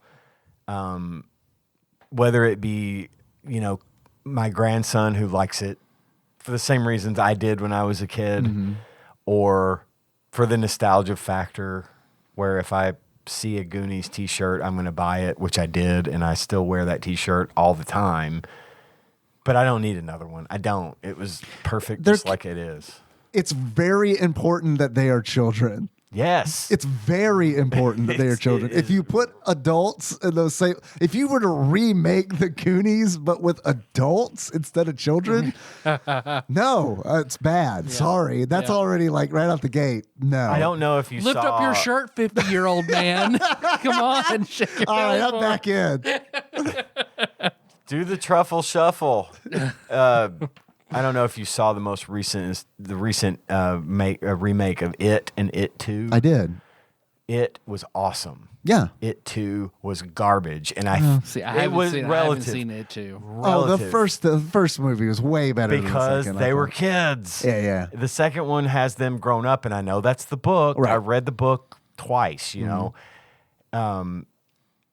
But I just didn't like the second movie. I thought it just, for some reason, it just did not hit the same as the first one. It definitely doesn't hit the same. And the first one blew my mind, and I was like, oh my God, this is wonderful. And then the second one came out, and I was legitimately disappointed. And I think it's just because I didn't like most of the actors they got to play the adult versions of those children. And it's also kind of tough because it's like kids you can relate to because we've all been kids and we know what kids are like, and kids are pretty similar. You know what I mean? Because it's like they haven't grown to be assholes in different ways like they are in It Part 2, where everyone has their problems because of the shit that went on when they were kids, and it's like the trauma they It too endured, trauma dump. Okay. right. Yeah, I mean, that's it is exactly That's what it is. It's And nothing but a 2-hour-long trauma dump. Yeah. And it doesn't really get better. I won't get into that. I liked the second movie, but I agree that the second movie isn't nearly as strong or compelling as the first. I liked it only because I knew it was necessary. Sure. And the story is great. Yeah. And I thought Bill Hader was fucking fantastic in that movie. That was the one, he and the guy that played the hypochondriac kid. Yeah. Were awesome in that. I agree. And I think they made a good choice there. And it had its moments where I really did enjoy it, Sure. but I was disappointed because it wasn't as strong as the first one. I'm going to ask you, I haven't read all of it, so I'm going to ask you a question. Without spoiling anything for anyone who hasn't seen the movie. The way that it ends, is that how it ends in the book? Sort of. Yuck. Because, man, Look. I got to that final confrontation, and it was like, really? Yeah. Really? This is how we're going to end it? Really? It was kind of like that, but Stephen King was so buffed out on coke when he wrote that book. Yeah. It made perfect sense to him at the time. There's also a really, really uncomfortable chapter in that book. The orgy. The orgy? The orgy, That was tough What's to the read. orgy? where all the kids have an orgy. Yeah. Oh. Yeah. What is it? The ritual. They the ritual don't have of chud. Is that they what you're don't have talking an about? orgy. They take turns having sex with the one girl because that's the way they A train. Ah. Yeah, they feel Or like they- that's the only way they're gonna bond and be stronger together. At the end That of sounds it, like a coke fueled dream. you remember the term blood brothers? You guys, we need to bond. Back in the day, I never did this, but Again? you could be blood brothers. You guys, I need to bond again. No. We've already bonded 5 times. It's becoming a problem. I haven't bonded in 3 days. I'm bond backlogged. They did that in it instead of the orgy. They did the blood brothers. Oh, really? Okay. That's how they did it, which is still gross, but whatever. But it wasn't nearly by like leaps and bounds less gross than the book. yeah, that's the true horror read of the story, the huh? first- Did you guys do the blood brother thing with anybody? No, No, never. no. I grew up in the AIDS epidemic. Yeah, me too. Linda Ellerby would have been real fucking upset with me if I was somebody's blood brother. We were really hyper aware of blood being dangerous in the 80s. No shit. But we, reading that book the first time and reading that chapter, I was like, oh my What did I just fucking read? God. These are children. They are.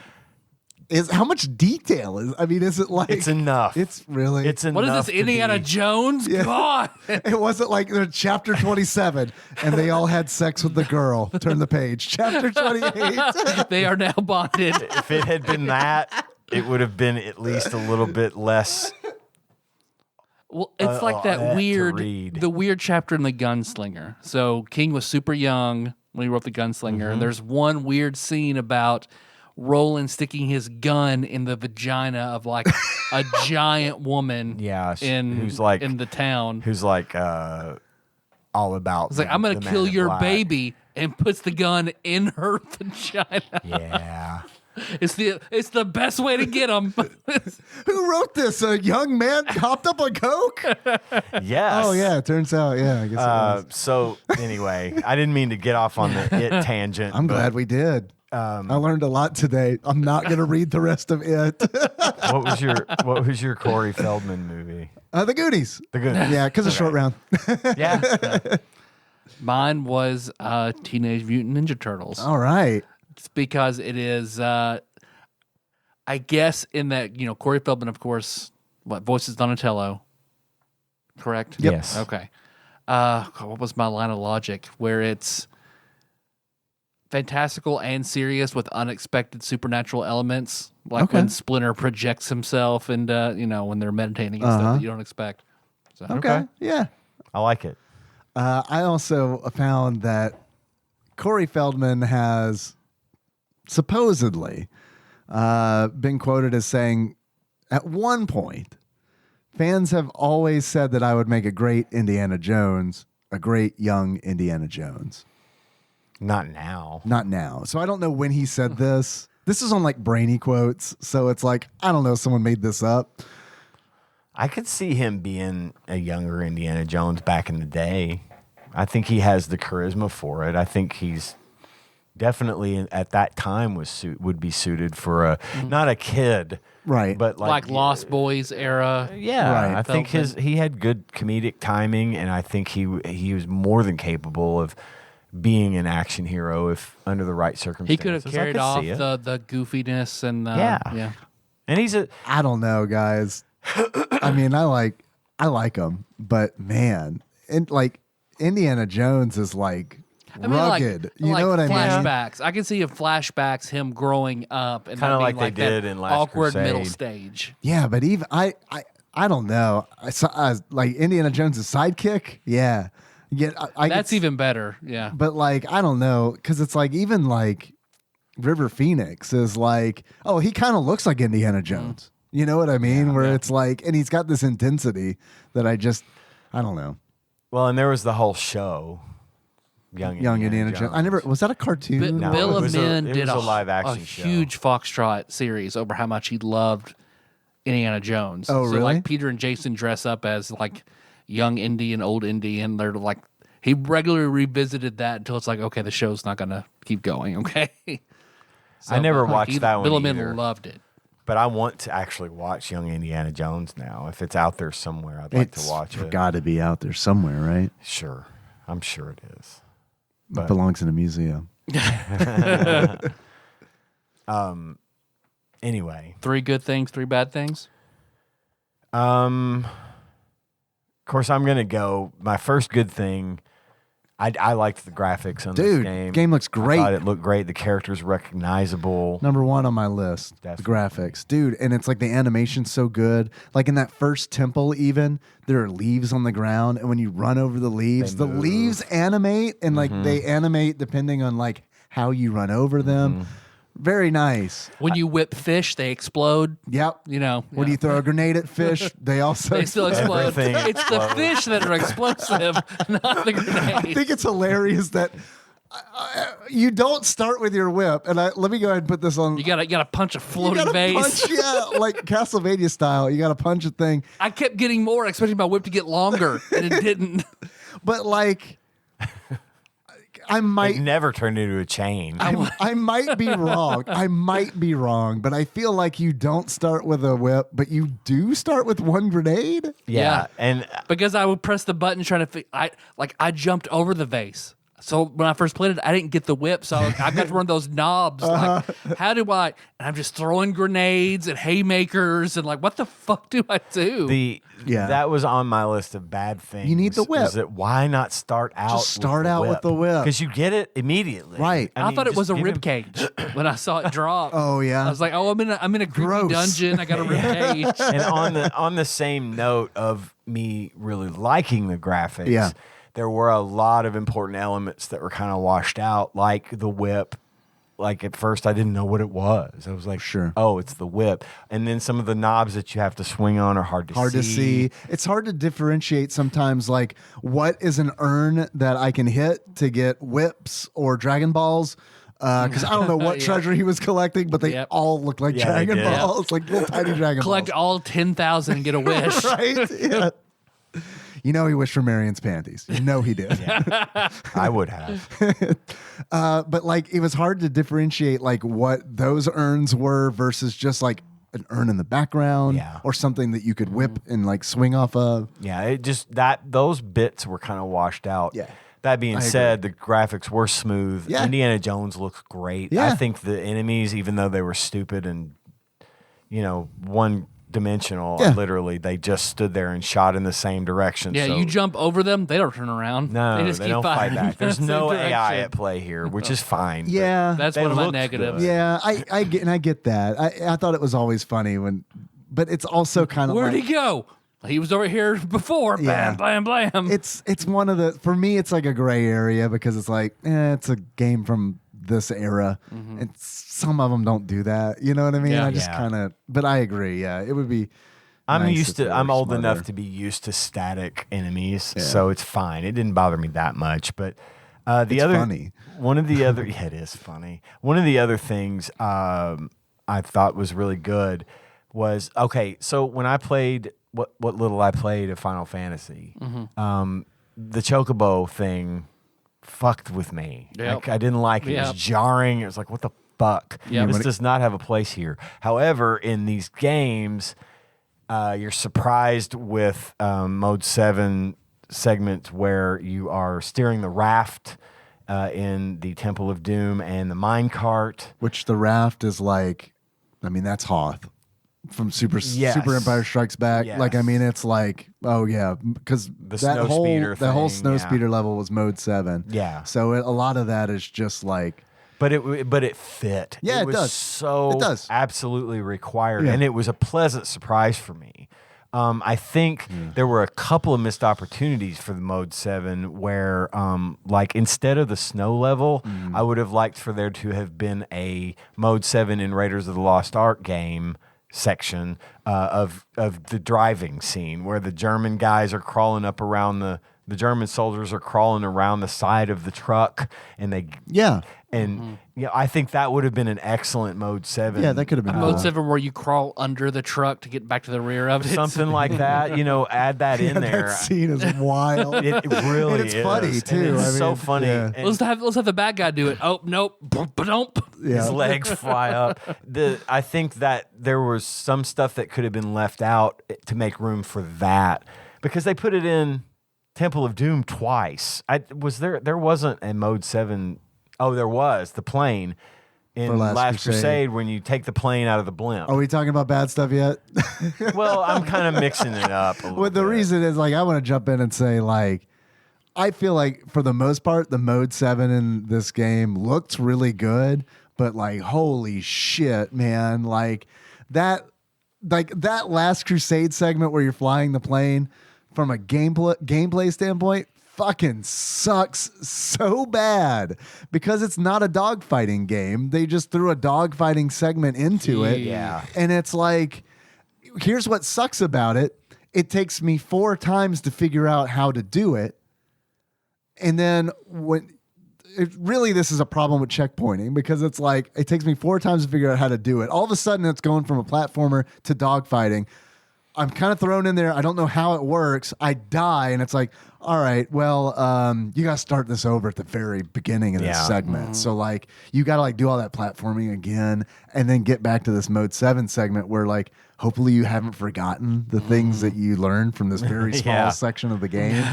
And that's really frustrating, but it's also beautiful. I thought it was gorgeous. It was the most appropriate sudden use of mode 7. Like those scenes were made for that to be added into the game using that. I thought it was great. I thought all that. You're right that the controls were janky. It sucked, was just not man. Great at all. But because it's like in order to hit anything, you have to fly all the way to the top of the screen, and then I had to like learn. It's like, oh, okay, they only hit you when you're like on the same level, and it's like this isn't dogfighting at all. It's just wait until there's not a plane higher than you and then fly up and shoot. And it's like, and you have to kill like 20 of them. No, man, it's not. Please don't. That hurts. Cuphead's a really, really good game. But like you have to kill like 20, you have to like shoot 20 planes out of the sky. And it's just kind of like, I don't know, man. It's just excessive. It sucks because it like looks so good. And I love that scene in The Last Crusade. Such a good scene. Where it's like Sean Connery's firing off the fucking tail gun of that plane. And 11 like, o'clock. off What happens at 11 o'clock? Right. 11 o'clock. Yeah. Yeah, and I love that. So I don't know. It's tough. And like the mode 7 minecart really sucks, man. It really sucks. It's janky as fuck. Because it's like, and it's another one where it's like, yo, you haven't done anything like this at all in the game, right? Cool. Well, here's the thing. It's mode 7. You're in a minecart. You got to now you have a reticle and you have to like move it around the screen and shoot dudes in minecarts. And hey, also, we're not going to tell you this. You'll find out when you die from it, but you have to shoot levers that change tracks. Yeah. Which way is which? I'm not going to tell you. Also, you shoot it more than once, you're probably going to flip back and you're going to die. And it's like, God damn it. I think they should have leaned into the left tunnel thing. Yes. You know, great. like if you had Yes. watched the movie, Right. then you take the left tunnel, you'll be fine. It Right. lasts like 10 seconds Yeah, and you're good. right. But if you take the right tunnel, you're in for some fucking bullshit. Well, it's like, it was infuriating to me because it's like, it just sucks that they expect you to do it. And the punishment is, oh, you ran out of lives. You got to start this all over again. And Make it like jumping. Not necessarily shooting and all that kind of just jumping. Or fuck, stuff, man. Or just steering. Make those segments where you have endless lives. yes, or you die on that segment, no big deal. You just start back up from that segment. You don't have to redo everything. Yeah. And again, I know this is a game of its time and where it was like, well, that's not how we make games. But like that one's hard for me. Like looking back from the lens of 2022 where it's like, fuck, man, you guys made a really frustrating, like what could have been fun. Yeah, there was a lot of missed opportunities here for sure, but that is definitely one of them. And Super Star Wars, I feel like, is guilty of that too. Mm-hmm. So I mean, it's like it's kind of one of those where it's like, God, man, it's just one little change would have made the biggest difference to me. Absolutely, it's very often the case. Yeah, because I just had graphics, movie accuracy, and music accuracy. I like the music. The music too. was great. I do, and again, you're right. The movie accuracy, except for some of the levels that just didn't belong, that weren't there ever.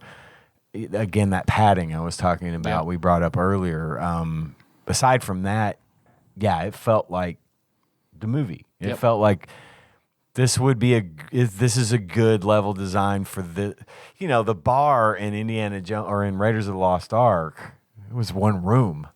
Right. It wasn't this giant thing you climb up, but they added the fire. It was and exciting. It was an exciting Yeah. level. That was a really fun level. Yes. Because you've got that.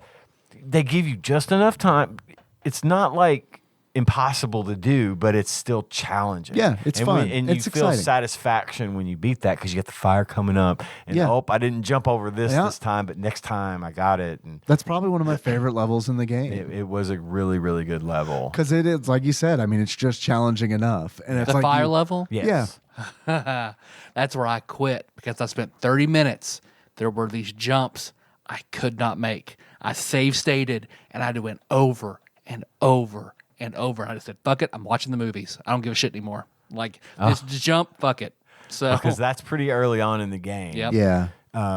But there were some that, well, again, I could not figure it out. Like I was trying to push a box and I was hitting the ledge above it. Then I would try and just fall to my death, fall in the fire. I had that problem. And what I over. did was I watched the section of the long play and I saw what he did. I know the part you're talking about. Oh yeah, because I spent It's at when I the spent top 30 of minutes those of my steps. life. I'm just There's the top of the steps, and it's towards the top of the level. There's a box All the way to the right. all the way to the right. If you push it, it doesn't go far enough. You have to roll into it, and then it pushes that box down another couple of steps to where you can stand on it and then get up to the next. I level. kept punching it.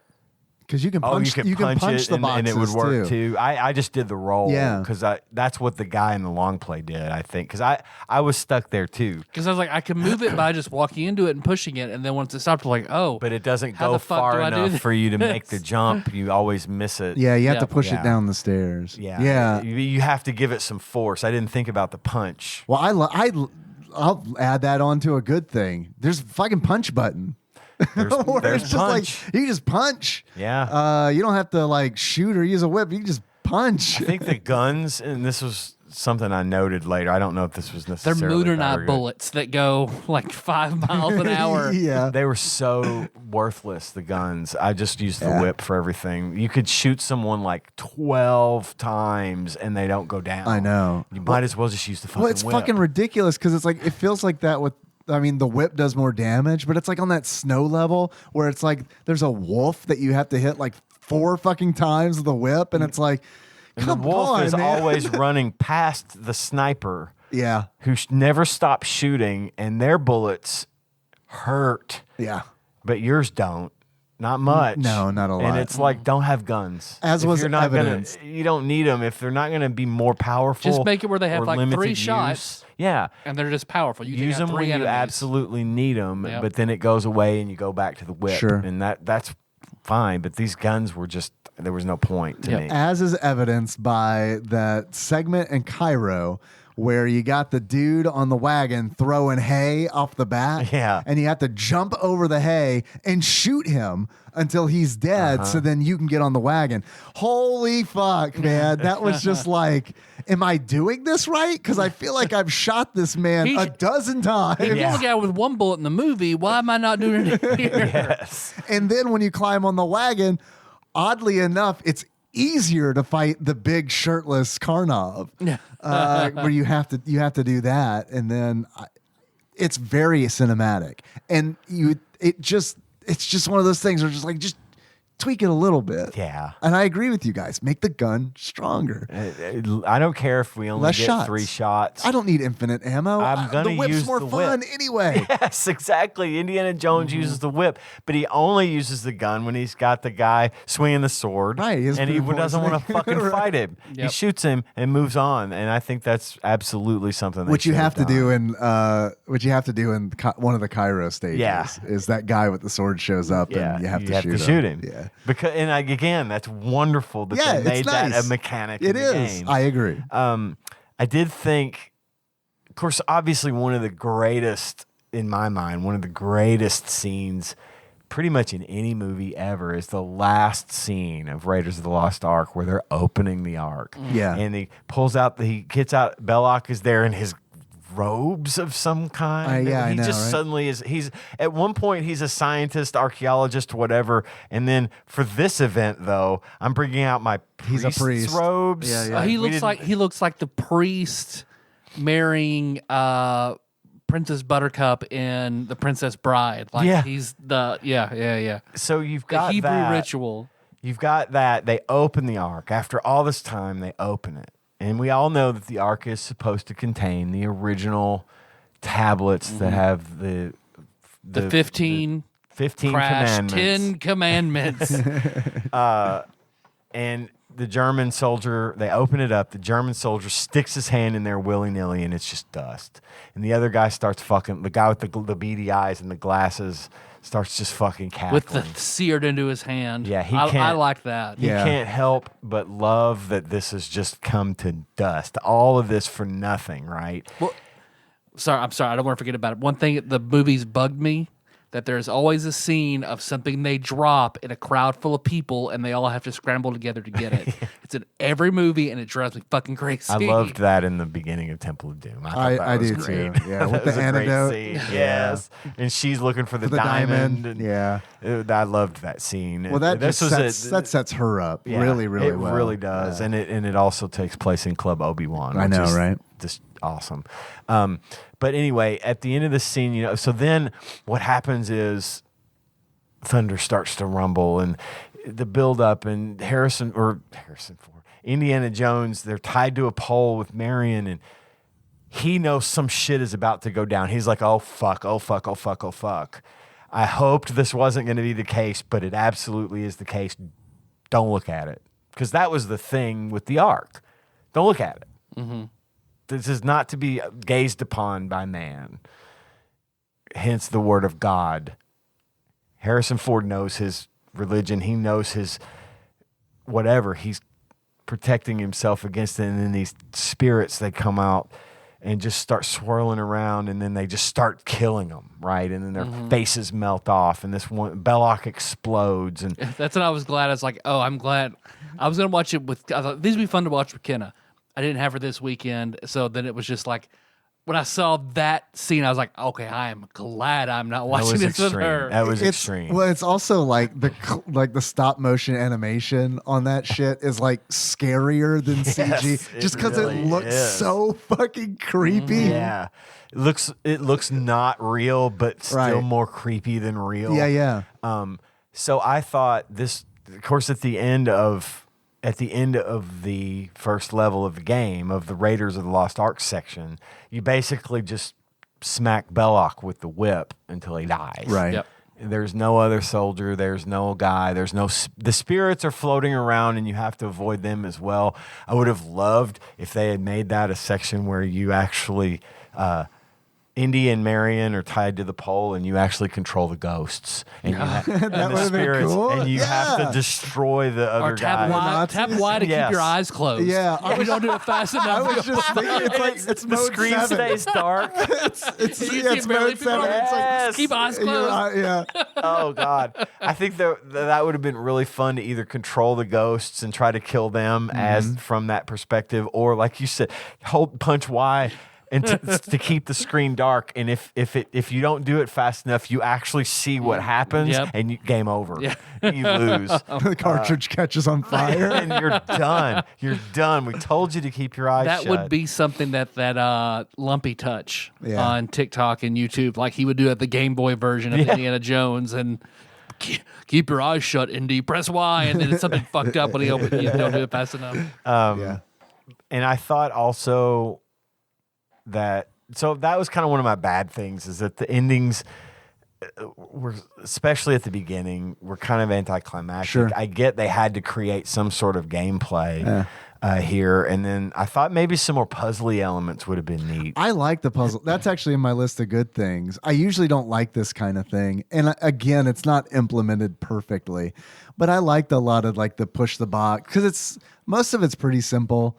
And it's like, it's enough where it's like, I'll never have to look up the answers to these puzzles. It's not like, it's not like you're taking information that an NPC told you 2 hours ago and then like trying to figure out what to do. It's just kind of like, slide this thing here, slide that thing there. It's all very like puzzle platformy a little bit. And I like that. I think a puzzle where you have to decipher the writings on the amulet, for example, to get to the next scene type of thing would have been neat to add in there, like some actual puzzles, like that pop up on the screen, solve this puzzle type of thing. I think that would have been neat. I think it would have been appropriate. Again, I think they were working with what they had and couldn't pack a whole bunch of things in there. But I got to tell you, one of the things about I had a few notes about the game.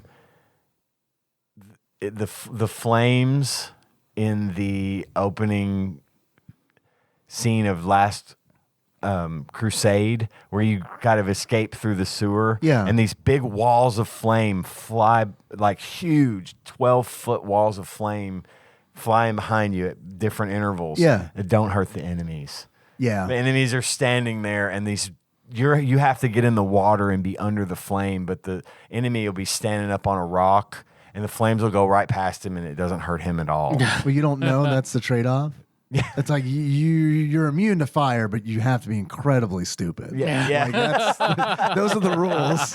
Got it. Makes sense. I thought it was Hephaestus's deal. Yes or no? I thought it was. I'll take that. I thought it was cool that the Nazi flags in the castle were X's. There were no swastikas in this game. For obvious reasons, they're not going to do that. But they wanted to sell it. They were clearly Nazi flags, but instead of a swastika, it was just a black X. And I thought that my final note was, I thought that the last boss at the end of Last Crusade, being that you fight Donovan's skeleton after he drinks out of the wrong cup, that was comedy fucking gold.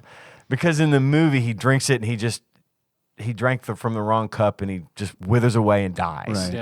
In the game, you fight him while the Grail Knight stands there and just watches. I just thought that was fucking hilarious because they show the little cut scene of the skeleton guy or the rotten guy, but then they cut to the scene and you've got to fight him. And that obviously never happens in the movie, but they're like, what would be a good boss? Hey, we could fight that skeleton. There is a lot of that.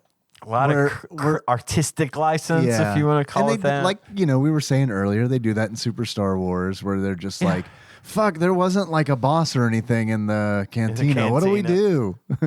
So, we got a video game to make. But that is funny. That's all I had for good and bad. All in all, I loved the game. I thought I liked it, but I thought it was good. I thought it was a very well done representation of those wonderful movies. I just didn't like how Indy controlled. I just thought it was a little clunky. I agree with that. I think that the controls aren't tight. That's where I thought Luke moved better than Indy. If I'm going to compare the games. Yeah, it felt. I agree with that, but. Man, I still don't like how the Super Star Wars games feel. I don't like that platform. I feel like it's not precise. My biggest complaint with this game. You don't like finding your force powers in a jungle? No. Oh God, I forgot about that. Yeah, you got to find them in Dagobah. Yeah. Oh God, the healing one's really hard. God, if only it were that easy. Yeah. What I think this game really suffers from control-wise is like the whip. The whip fucking sucks, guys. It's hard to control. What really sucks is like I've seen it done better in Super Castlevania 4. I've seen the whip done better in Dracula X. I've seen the whip done better in Earthworm Jim 1 and 2. And it's like, good point. This is the 5th best whip game on the Super Nintendo, and it's Indiana Jones, right? Who's literally defined one of his defining characteristics is using. It's just sometimes when I use the whip, it feels like whatever it's hitting isn't hitting it right. Like, it's very finicky how you have to hit with the whip. And I felt like it was hard to aim it. It is hard to aim it. And it's like, it sucks where it's like there are rats scurrying on the ground that can hurt you. And you can't just diagonally throw your whip out to kill it. You have to fucking smash it with a box. And it's like, or roll into it. You can. I didn't realize you could kill him by rolling kill into just about him. anything, or at least avoid being hurt. I see. Like in the snow level, you pretty much, to avoid the sniper, you just roll through up the hill and hit him. Oh, because those snowballs beat my ass. Yeah, the rolling is basically you're invulnerable when you're rolling. So you could roll through most of it and get past those Dark Souls obstacles. rules. Gotcha. And since they don't turn around and shoot at you, you could just get past them. Yeah. Yeah, but beside the point. But you should be able to use the fucking whip. You should be. The whip should be like your go-to for everything. I mean, Simon Belmont, you stand still and you can 8 different directions with it. You know? Yeah. That should have been a no-brainer. You're absolutely right. So that was kind of disappointing. I talked about the unforgiving checkpointing. I feel like a lot of the checkpointing in the game wasn't really thought out, or it's unnecessarily punishing. And then I wanted to talk to you guys about the difficulty of the game and the main reason being is a lot of the reviews that I saw from back in the day, it's very weird where it's like a lot of them will say, this is a good game. We like this game, but it's way too easy. And then on the other hand, I saw a lot of reviews saying that the game was way too difficult, which is weird. It feels like usually for back then. Yeah, usually it's one way or the other. But I mean, this was like, there was a clear divide. I didn't feel that way. I felt that it was balanced and difficulty-wise. I generally don't do well on any of these fucking games we play. I just don't. I don't know why. But this one I felt no problem. I didn't think it was too easy, nor did I think it was too hard. I was okay with it. I clearly thought it was hard, so I quit pretty early. Yeah. But I don't know, you compare it to like platforming and Mario, then yeah, this is too hard. But now there was some on its shit own merits. like there's some levels that were fucking disgustingly hard. Yeah. That I never even got to because time. But I watched like the end of Last Crusade. There's a part in the game where you have to swing across like 8 of those whip posts, and those are one hard right after the other because the whip is hard to control. Exactly. It doesn't feel like Super Castlevania 4 where it's like, oh, I'm confident. This is fun. I feel like I'm confident that I can hit that next post and pull myself over. Or, in this game, it's like, fuck, I have to do some stupid bullshit where it's like I have to try to throw myself off of one post to get directly below the next peg so that I can shoot my whip straight up because I'm not confident that I can hit it diagonally, even though pixels cross. It's like I think it lends itself more towards the too difficult side because of its shortcomings. I agree. On the controls and not because the game was more challenging than it needed to be. I agree. And I think also like there, of course, is that iconic scene from Raiders of the Lost Ark where in the first temple you're running from the boulder. And it's like that sucked. It sucks because it's like you cannot see. You can't see what's coming up. It takes up 3/4 of the screen. So yeah, one of those traps pops up. It's like, okay, just remember that's there. It's all memorization. And not gonna lie, I did not make it through that. I had to code into the next level. Oh, I had to save scum through it. I save scummed until I was tired of doing that. And then I was like, I can't keep all this straight. And that went on too long.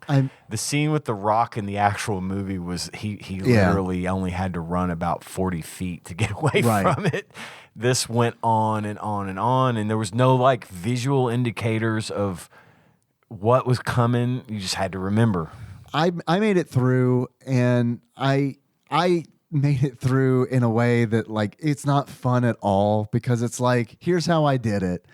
I looked at one spot on my TV, and that is right in front of Indy's feet. I didn't look at anything else. Nothing. I didn't. If 9 people were in the room with me, I couldn't have told you. I like laser focus on this 20 by 20 pixel screen, and it's like, and because of that, there's also treasure. They have treasure there too, not just traps. But if I saw anything come up in that spot on the screen, I jumped. Yep. Yeah. So I missed all this treasure, all these little Dragon Balls, and it's like, but that's And jumping's faster. You jumping need is to get away faster. from the Right, boulder. exactly. Which is weird.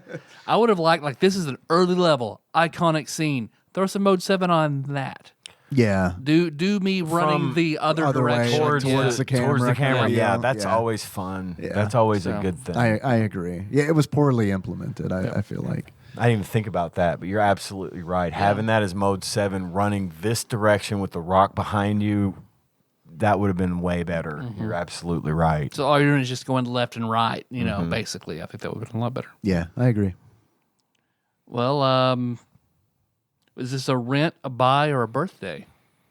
Buy or birthday for me. Yeah. I'd have been happy. I would have bought this game. Yeah. I would have bought it just on its packaging, because Oh, I'm yeah. a fan. But I do think it would have been worth buying. I do think it would have been a good time Yeah. and a good game to have. There obviously were some shortcomings, but at the end of the day, I wouldn't have been disappointed with this as a buy. Yeah. It's a birthday for me. I don't think I would have actively bought it. But if I had gotten this for my birthday or like as a gift, I totally would have played it until I beat it and would have enjoyed it. I mean, And it would be nice to have it in the collection, right? It would. Be, oh yeah, we're not talking. Yeah, I would totally buy I this know. to I have in meant the collection. I but- meant back then, though. Oh, was, yeah. That's one Yeah. of those. You've got your Mario's. And Yeah. You've got Indiana Jones. To me, belongs on the shelf just for its face value of being what it is. I think that's a good buy. Yeah. I would have A good rented this gift, with for Josh sure. and had him explain to me, what am I doing now? What is this in the movie? Yeah. So, you guys have any achievements? I have a few actually. My first achievement is Indy Get Your Gun. And to earn Indy Get Your Gun, you have to shoot enemies with the pistol and then realize that the whip is actually more effective than the pistol at killing enemies. My second achievement is Riff Raff, Street Rat, Scoundrel, take that. Nice.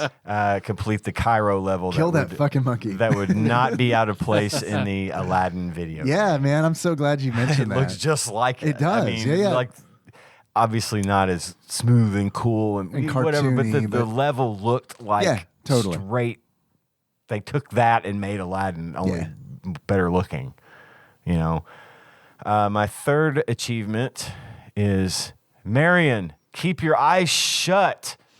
Marion? And to complete that, you complete the Raiders segment in which you do not keep your eyes shut and Marion is nowhere to be seen. My next one is stay behind me, Short Round. Step where I step and don't touch anything. Short Round? And to complete that, complete Temple of Doom in which Short Round nor Willie are present in the end. And my next achievement is 11 o'clock, Dad. Dad?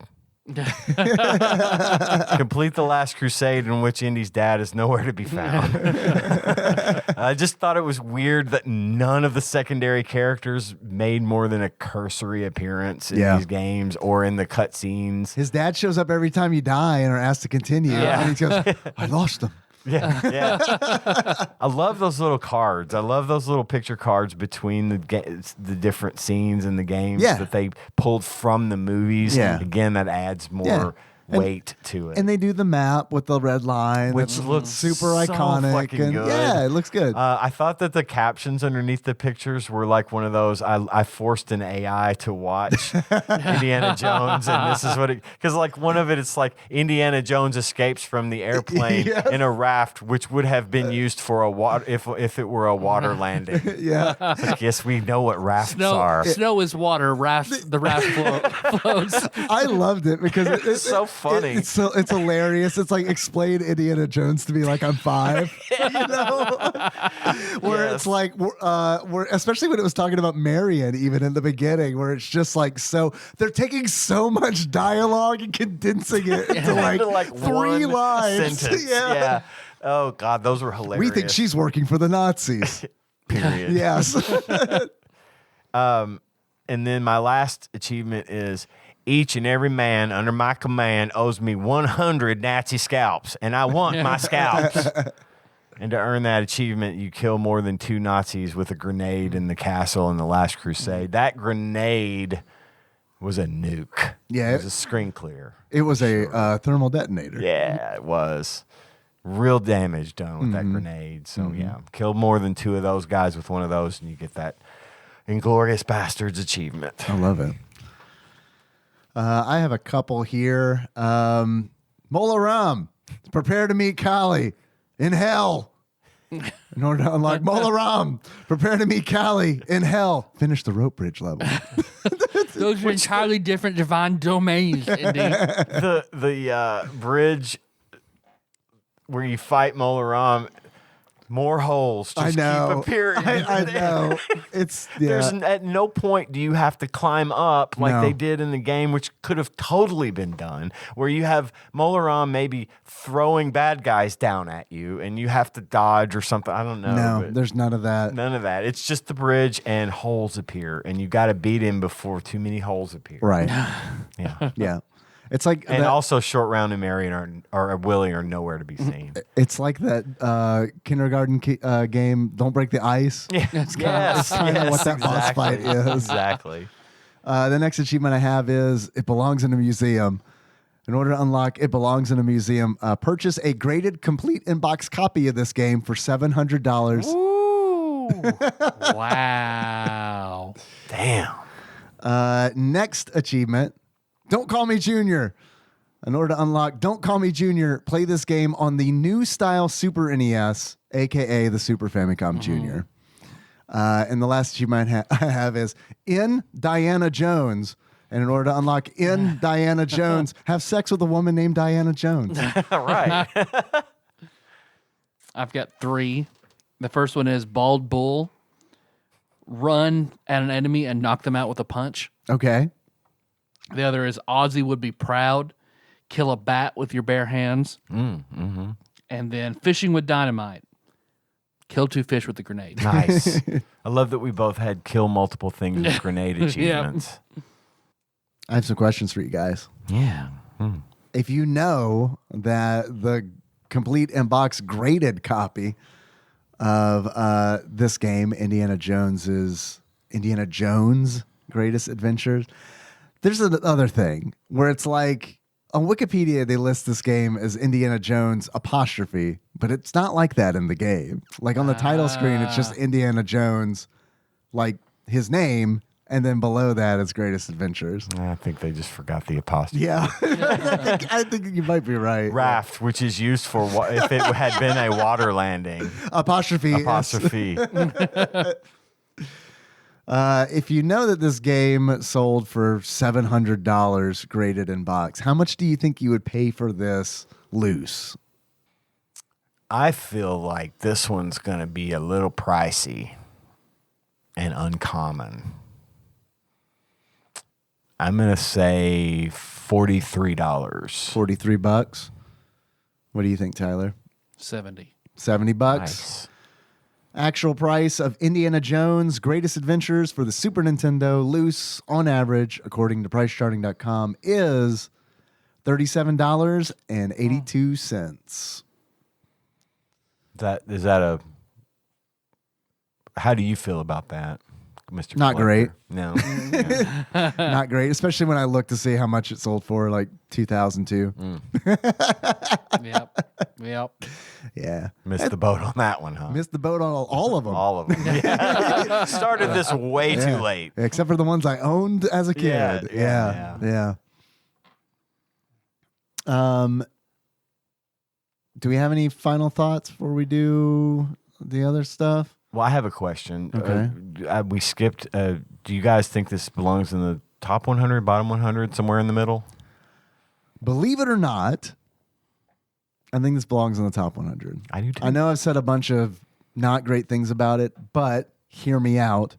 I think this easily could have replaced one of the Super Star Wars games, if not 2 of them, because I don't think those are great games. I know they're loved, and I don't think they're bad games either. But I mean, it's like if we got those 3 games in the top 100, yeah, I think this is on par, if not better than at least one of those games. I agree. I think it belongs right up, right in that top 100 somewhere, probably where you said. Yeah, I think it could easily replace one of those. I mean, it would be it would be near the bottom. Yeah, the not top like 100 top for tier me. game, but definitely in there for me. How about you? Top 200. Okay. Yeah.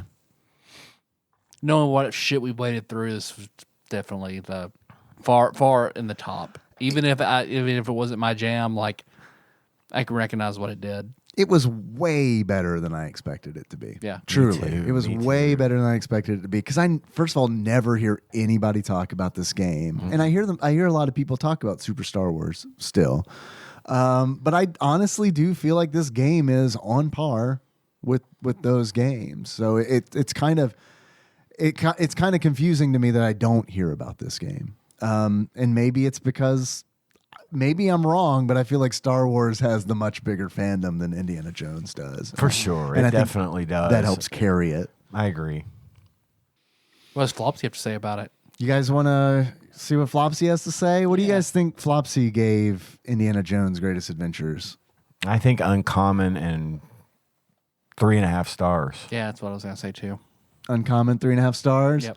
According to Flopsy, a.k.a. the Ultimate Nintendo Guide to the SNES Library 1991 through 1998 by Pat Contry, once courtesy of Master Mold Mike, now courtesy of Shadowy Benefactor. It gave Indiana Jones' Greatest Adventures 3.5 stars, and it is uncommon. You guys Ooh, nailed all it. right. Right on point. Tyler, Yes, Dave. if you were to give this game a beard, what kind of beard would you give it? The 5 o'clock shadow of Illinois Smith, Oh, okay. who is the Ernest character Oh, yeah. Wow.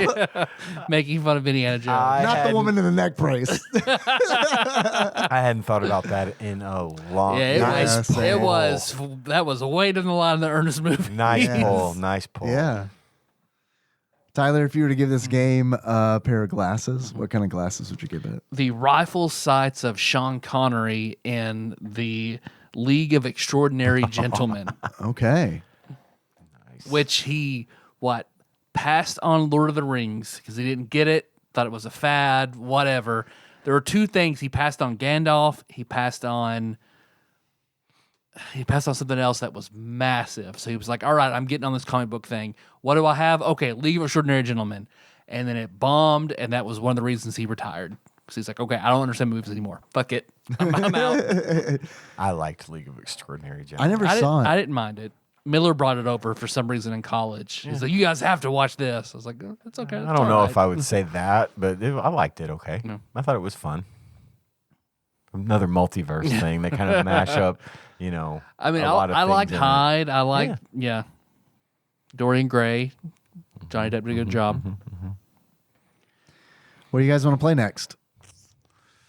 Want to find out? Should we roll for it or should we pick another? And maybe we should. Is there another Steven Spielberg movie game that we haven't played? That we could Schindler's do? List. The game. I'm down to go to the randomizer. I think Let's do it. It's been a long Let's time. randomize. Okay. Nice. Yeah, well, it has been a long time. Let's wake him from his long slumber. All right, Yep. wake up. Wake up, baby bird. Get this batter up peripheral, plug it in, put my head on it Wild and Crazy Kid style to turn my no hole in a random direction.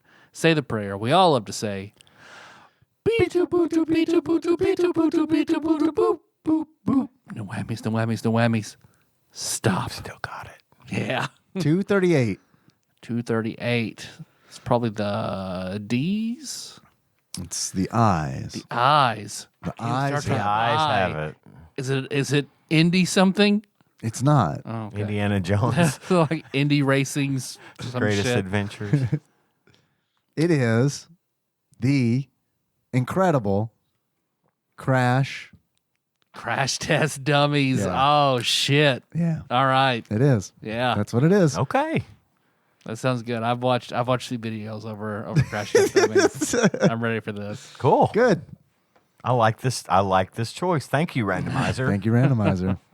I guess we'll find out. We'll see. Oh, yeah, we're not There's going to. no way this game is good. There's an AVGN over it. So. Oh, is there really? Yeah.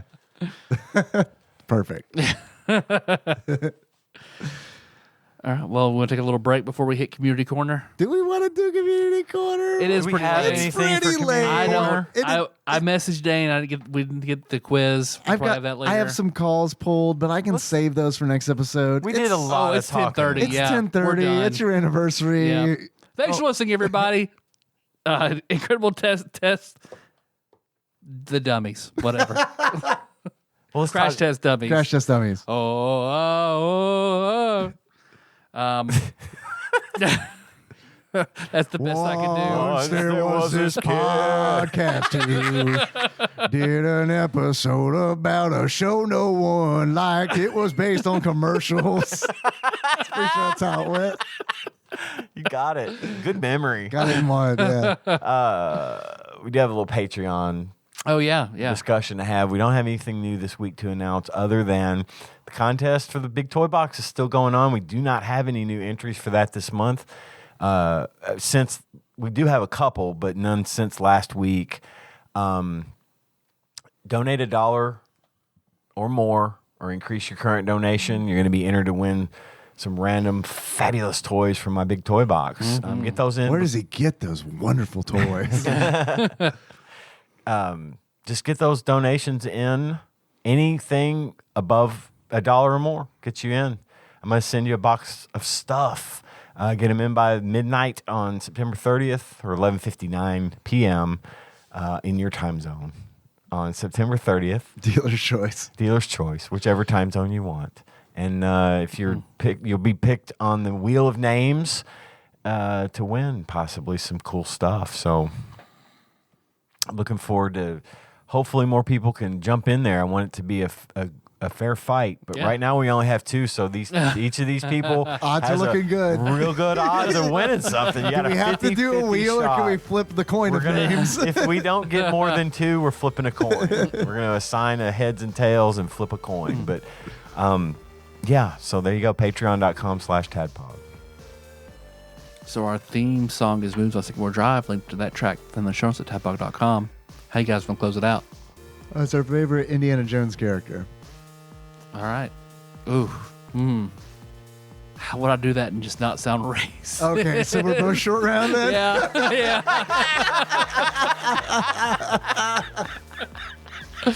All right, well, you and I will just do it in a regular voice, Okay. and we'll guess what Ian is, Okay, perfect. who is hopefully short round and does the short round voice.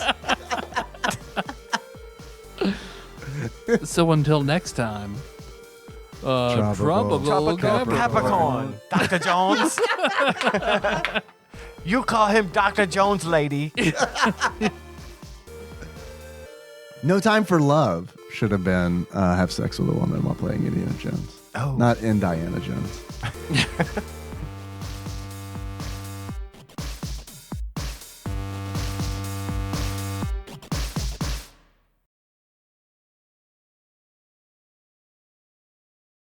Hey everyone, it's Wiz and Sage Ian.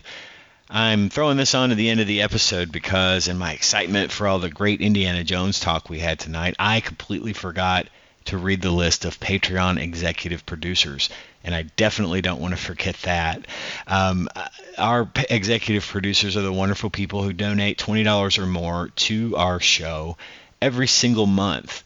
And it really goes a long way, and we want to always make sure to acknowledge these fine folks. So I'm going to start that list now with Cousin David Galino, Plinko Nick Price, Cubicle Monkey, Executive Producer Dig Duggy, Cthusiast Jeff Miners, Master Cycle Baron Kevin Link, Joseph Phillips, Gamebug Prime Nathan Eaton, Usurper Grimm, Matt Gentile aka Gentle G, Princess Consuela, Banana Hammock, Flavor Trick, Taryn Landon. Congratulations on your marriage.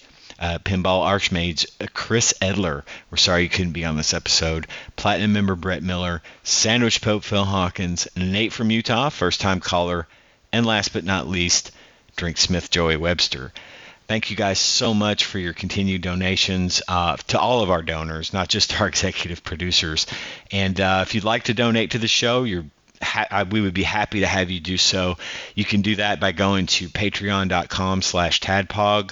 For as little as $1 a month, you get to support the show and help us keep bringing it out to you. So thank you again, and we can't wait to talk to you next week. Bye. Hey, so I touched on it lightly, but hey, best 6 years of my life, anniversary of today. She may not listen, probably won't, especially at the end of the singer, but hey, happy anniversary. Best 6 years of my life. Happy anniversary. Happy anniversary.